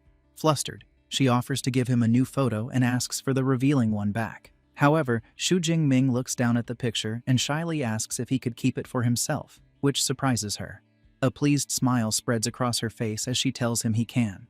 Trying to change the subject, a flustered Xu Jingming says that since he has been asleep for 2 days, he needs to book a train ticket for their return. Jiang Chuxian dismisses the idea of a train, explaining that she drove her car and offers him a ride back. Later, they drive back in a stylish yellow convertible sports car. As they travel, Xu Jingming remarks that only a major online celebrity like her would own such a limited edition car and notes it is his first time in a self-driving vehicle. Jiang Chuxian casually explains it is simple to manage. They soon arrive back at the Modu Superpower University campus. Having changed into casual clothes, they get out of the car, and Xu Jingming now carries his spear on his shoulder. Their arrival does not go unnoticed as students admire Xu Jingming's handsome appearance, but lament that he seems to have an equally beautiful girlfriend. Walking through campus, Xu Jingming reflects on how much his strength has changed in the month and a half he was away. Jiang Chuxian asks which district his dorm is in. He tells her District 3. Since she lives in District 2, she suggests they part ways there. Before they leave, Jiang Chuxian tells Xu Jingming not to hesitate to ask if he ever needs anything. He agrees. Just as they are about to part, Jiang Chuxian quickly steps forward, surprising Xu Jingming. She leans in and gives him a quick kiss on the cheek. With a playful smile, she tells him it is a small thank you for saving her life. She then waves goodbye and walks away, leaving a blushing Xu Jingming behind. He touches his cheek, still processing the gesture, and thinks to himself that he was just forcefully kissed. Later in her luxurious dorm, Jiang Chuxian sits on her bed, thinking someone as powerful as Xu Jingming cannot be unknown. Deciding to investigate, she opens her laptop to search for his information. She muses that all the recent campus buzz is about freshmen. Soon she finds his detailed file. As she reads, her expression turns to pure shock. she discovers Xu Jingming is a freshman and an upper second-tier user. With a pout, she realizes she has been calling him senior the entire time and calls him a big liar. She playfully vows to tease her junior brother next time they meet. Meanwhile, back in his dorm, Xu Jingming reviews his gains from the trip. He completed his missions, acquired 2 space rings, and now has over 25 million in his bank account. He regrets that the rat tide cut his hunt short, preventing him from collecting more ability points. His system panel confirms his new status as an upper second-tier user with an S-rank ability, and he has 3,712 ability points. He feels confident this is enough to learn powerful S-rank combat techniques. His thoughts are interrupted as his roommate Liu Wentao bursts into the room. He exclaims that Xu Jingming is finally back and scolds him for not giving a heads up, saying he was worried after hearing about the rat tide. Xu Jingming confirms the tide happened but assures him the military is now handling it. As he speaks, Liu Wentao suddenly senses a change in his roommate's aura. His eyes widen in shock as he realizes Xu Jingming has broken through to the second tier. Xu Jingming calmly corrects him, stating he is an upper second-tier user now. Liu Wentao is amazed. Xu Jingming explains he had a few near-death encounters but was lucky enough to survive and achieve a breakthrough. Liu Wentao is impressed, saying Xu Jingming is no ordinary person and wonders if he should also try a life-or-death situation to get stronger. Xu Jingming immediately advises against it, telling his friend his situation was special and the wilderness is too dangerous for him. Liu Wentao agrees not to go, then remembers something important. He tells Xu Jingming that Song Chu Yun came looking for him several times and suggests he should contact her. Xu Jingming says he will, then remembers the gift he brought back. He hands the autographed photo to a confused Liu Wentao. A moment later, Liu Wentao's confusion turns to pure ecstasy. His eyes turn into hearts as he stares at the photo of Goddess Jiang, and he lets out a scream of pure joy. Back at the university, Xu Jingming goes to the battle technique library. He reflects that the 4 missions he completed earned him 871 credits, a fast way to accumulate them. Sitting at a desk, he summons the AI Eva and tells it to display all available S-rank lightning combat techniques. Instantly, holographic displays appear showing powerful skills. He sees techniques like Thunder Mark, which inflicts massive lightning damage, and Thunder Prison, which creates an unbreakable lightning barrier. As he browses, he is surprised that a top-tier school like Modu University only has just over 20 S-rank lightning techniques. Knowing these skills are crucial for his future, he resolves to choose carefully. He continues sifting through the options, eventually focusing on 2. Heavenly Thunder Art, a ranged ability that summons natural lightning, and Thunder Armor, a defensive skill that creates a shield. He decides they are a perfect combination of long-range offense and defense. While a normal person might have to specialize, Xu Jingming smirks, thinking that with his cheat system, he can simply take them all. He discovers Heavenly Thunder Art is a prerequisite for a more powerful SSS rank technique called Myriad Heavenly Thunder Guide. He begins studying the manual and is struck by its complexity, finding it even more intricate than his Thunder Indestructible Body technique. The difficult content makes him sweat, and he thinks it is harder than understanding professional literature during his doctoral studies in his past life. After 6 long hours of intense study, an exhausted Xu Jingming slumps over his desk. He sighs, having finally gained a basic understanding. He decides that is enough manual effort and it is time for his system to take over. He clenches his fist and calls out to his system, Deep Blue, commanding it to add the points to master the skill. A massive surge of purple lightning erupts from him as the system instantly integrates the knowledge into his mind and body. The process is successful, but he is stunned by the cost. Upgrading one S-rank technique to the elementary level required a staggering 1,600 ability points. He cannot believe all the points he worked so hard to earn are only enough for these 2 skills. Just then, Eva floats over, reminding him it is 1 o'clock in the morning and he should use his time wisely. It also warns him not to use superpowers in the library. A bit sheepish, Xu Jingming agrees. Realizing it is too late to start the second equally time-consuming technique, he decides to come back another time. On the Modu University campus, a young woman jogs past a girl on a late-night run. The girl is Song Chu Yun, and as she runs, she reflects on her intense training regimen. For over a month, she has been pushing herself to train late, a dedication that surprises even her. She is determined to challenge Xu Jingming when he returns, vowing to show him that she is the true #1 freshman. Her training is interrupted when she spots a large bird silhouetted against the full moon. It is a massive, menacing creature with red eyes, which she identifies as a white-ringed black feather eagle. She analyzes the threat, noting the eagle uses speed and camouflage to hunt in cities. She estimates it to be around the 3rd tier and concludes it would be a very difficult opponent. Suddenly, a loud noise from above startles her. She looks up, confused to hear thunder with no clouds in the sky. A moment later, a massive sphere of purple lightning materializes and explodes in the night sky, striking the eagle and tearing it to pieces in a shower of blood and feathers. Staring in disbelief at the raw power, Song Chu Yun wonders which high-level lightning user could have destroyed the beast so effortlessly. Given the distance, she realizes the attack must have come from within the campus. She speculates it must have been a powerful senior student or a university mentor. The true source of the attack turns out to be Xu Jingming, standing in a secluded wooded area, surrounded by the crackling remnants of his power. A confident smirk is on his lips as purple lightning swirls around him. He reflects on his test, thinking that even this small demonstration shows the astonishing power of his new S-rank combat technique, the Heavenly Thunder Art. Xu Jingming receives a system notification confirming he kills a mid-tier 3rd-rank white-ringed black feather eagle, earning 34 ability points. He is amazed by the Heavenly Thunder Art's destructive force, its near-kilometer range exceeding his expectations. As he walks away pleased, a mysterious young man watches from the trees, finding the famous freshman interesting. The next morning, as Xu Jingming prepares to leave his dorm, Liu Wentao asks where he is going so early. Xu Jingming explains he is heading to the Battle Technique Library to study for the freshman competition. Liu Wentao is amazed by his dedication, thinking it is inhuman to train after returning from the wilderness, and decides he should also train after breakfast. Walking across campus, Xu Jingming hears Song Chu Yun call his name. She expresses relief that he returned safely, then reminds him of his promise to spar. When he asks if she is sure, she confidently claims he should not underestimate her as her province's top scorer. Xu Jingming agrees to spar later, but an impatient Song Chu Yun grabs his hand and drags him toward his dorm's training room. He finds her impatience amusing and wonders why she is so eager. Internally, Song Chu Yun smirks, excited to reveal she has advanced to the 2nd tier. They arrive at the training room where Liu Wentao and Qi Dongxia wait. Xu Jingming readies his spear. Song Chu Yun taunts him not to lose badly. He warns she cannot beat him without a weapon. She smirks and summons a massive halberd from her space ring. It materializes in a flash, which surprises him. A Fangtian halberd is rare for a girl. With it in hand, she vows to defeat him, and he calmly accepts.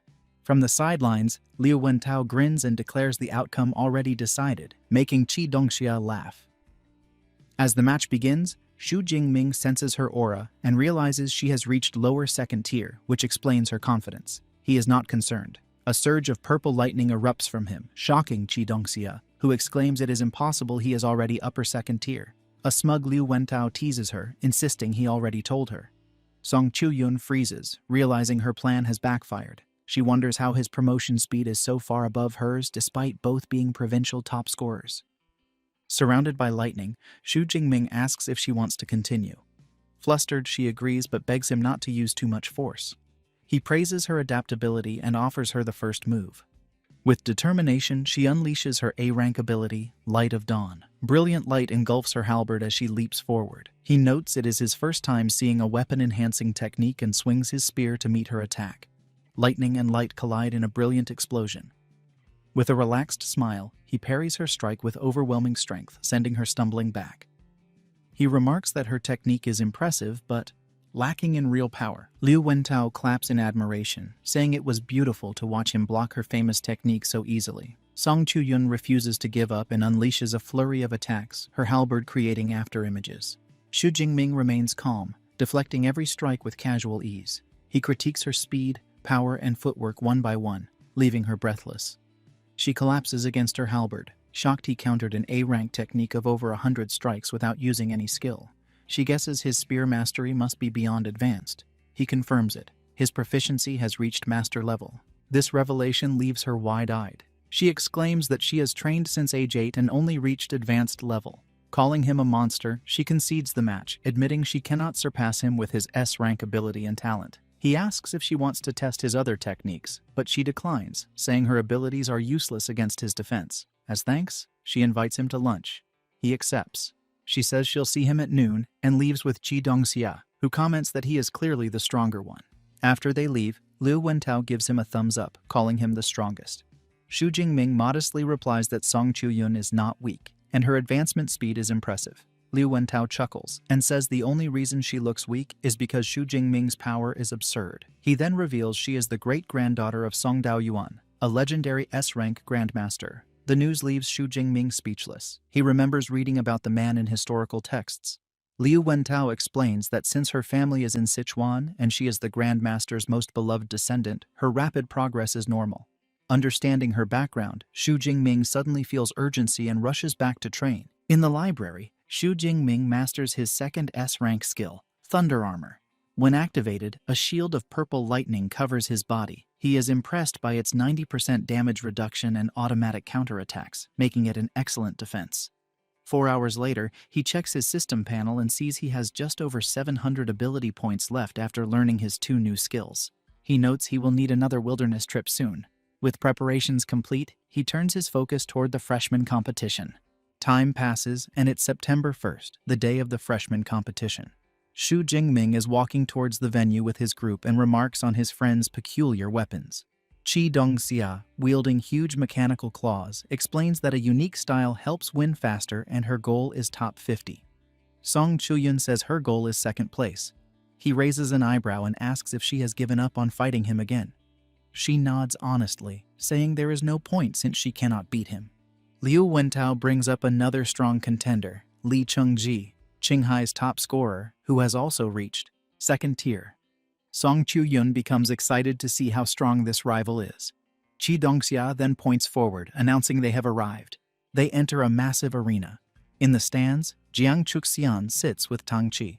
Tang Qi is surprised she is interested in the competition.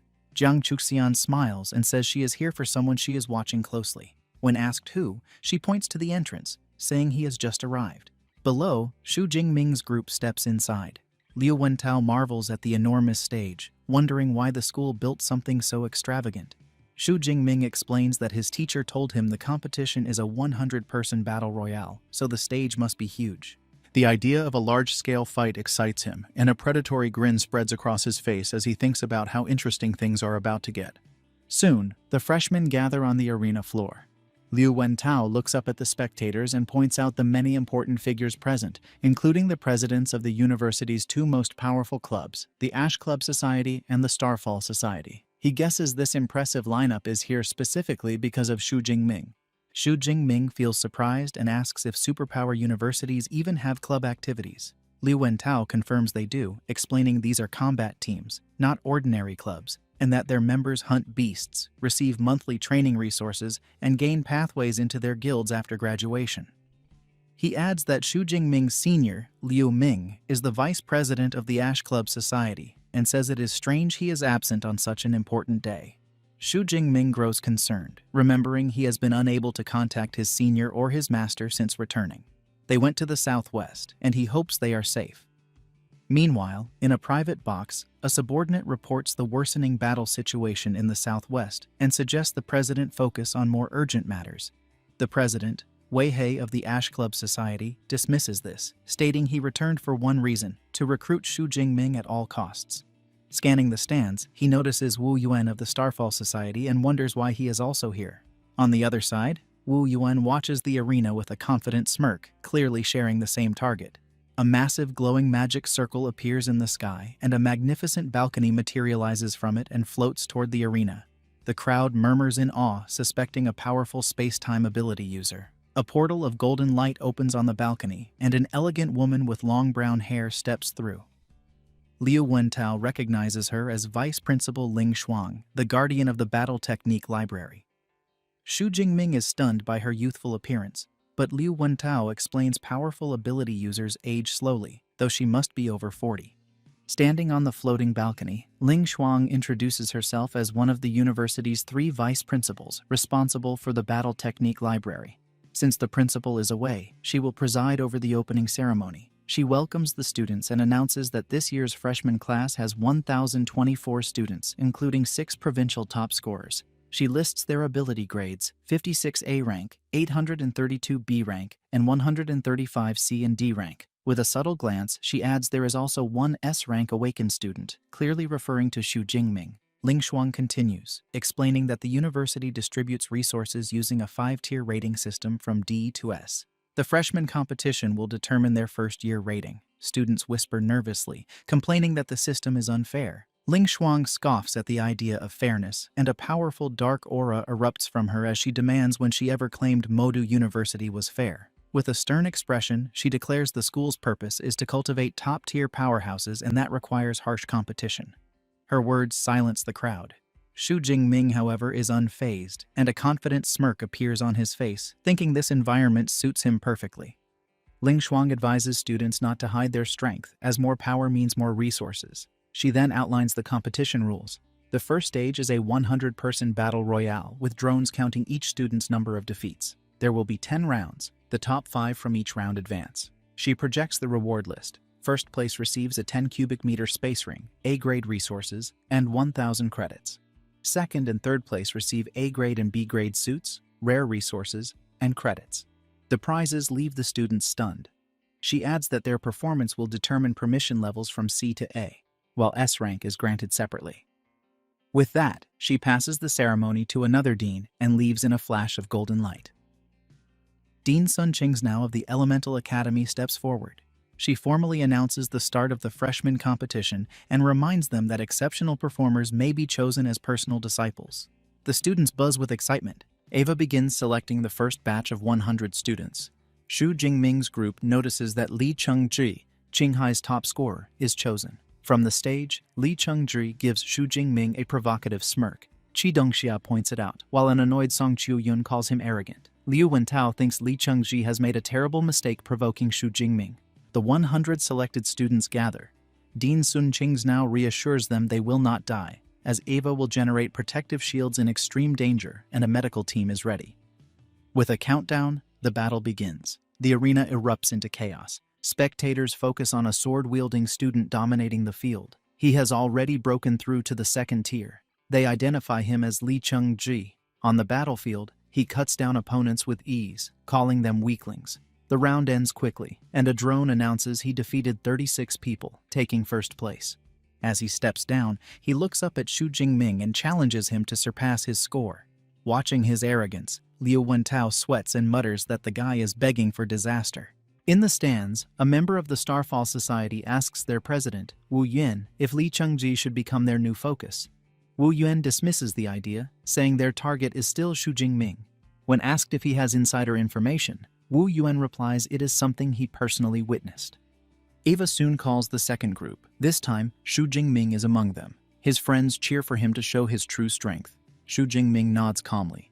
As he steps onto the stage, the remaining contestants panic, complaining about their horrible luck. Many immediately give up on first place and aim only for the remaining 4 spots. Xu Jingming stands confidently, amused that they think distance will save them. From the VIP area, several deans observe. One asks Dean Sun if Xu Jingming is Dean Yang Zhentian's new disciple. She confirms he is the S-rank user. Another dean comments on his impressive aura. But when Xu Jingming reveals his power level, a dean spits out his drink in shock. Xu Jingming has reached the second tier despite awakening only a month ago.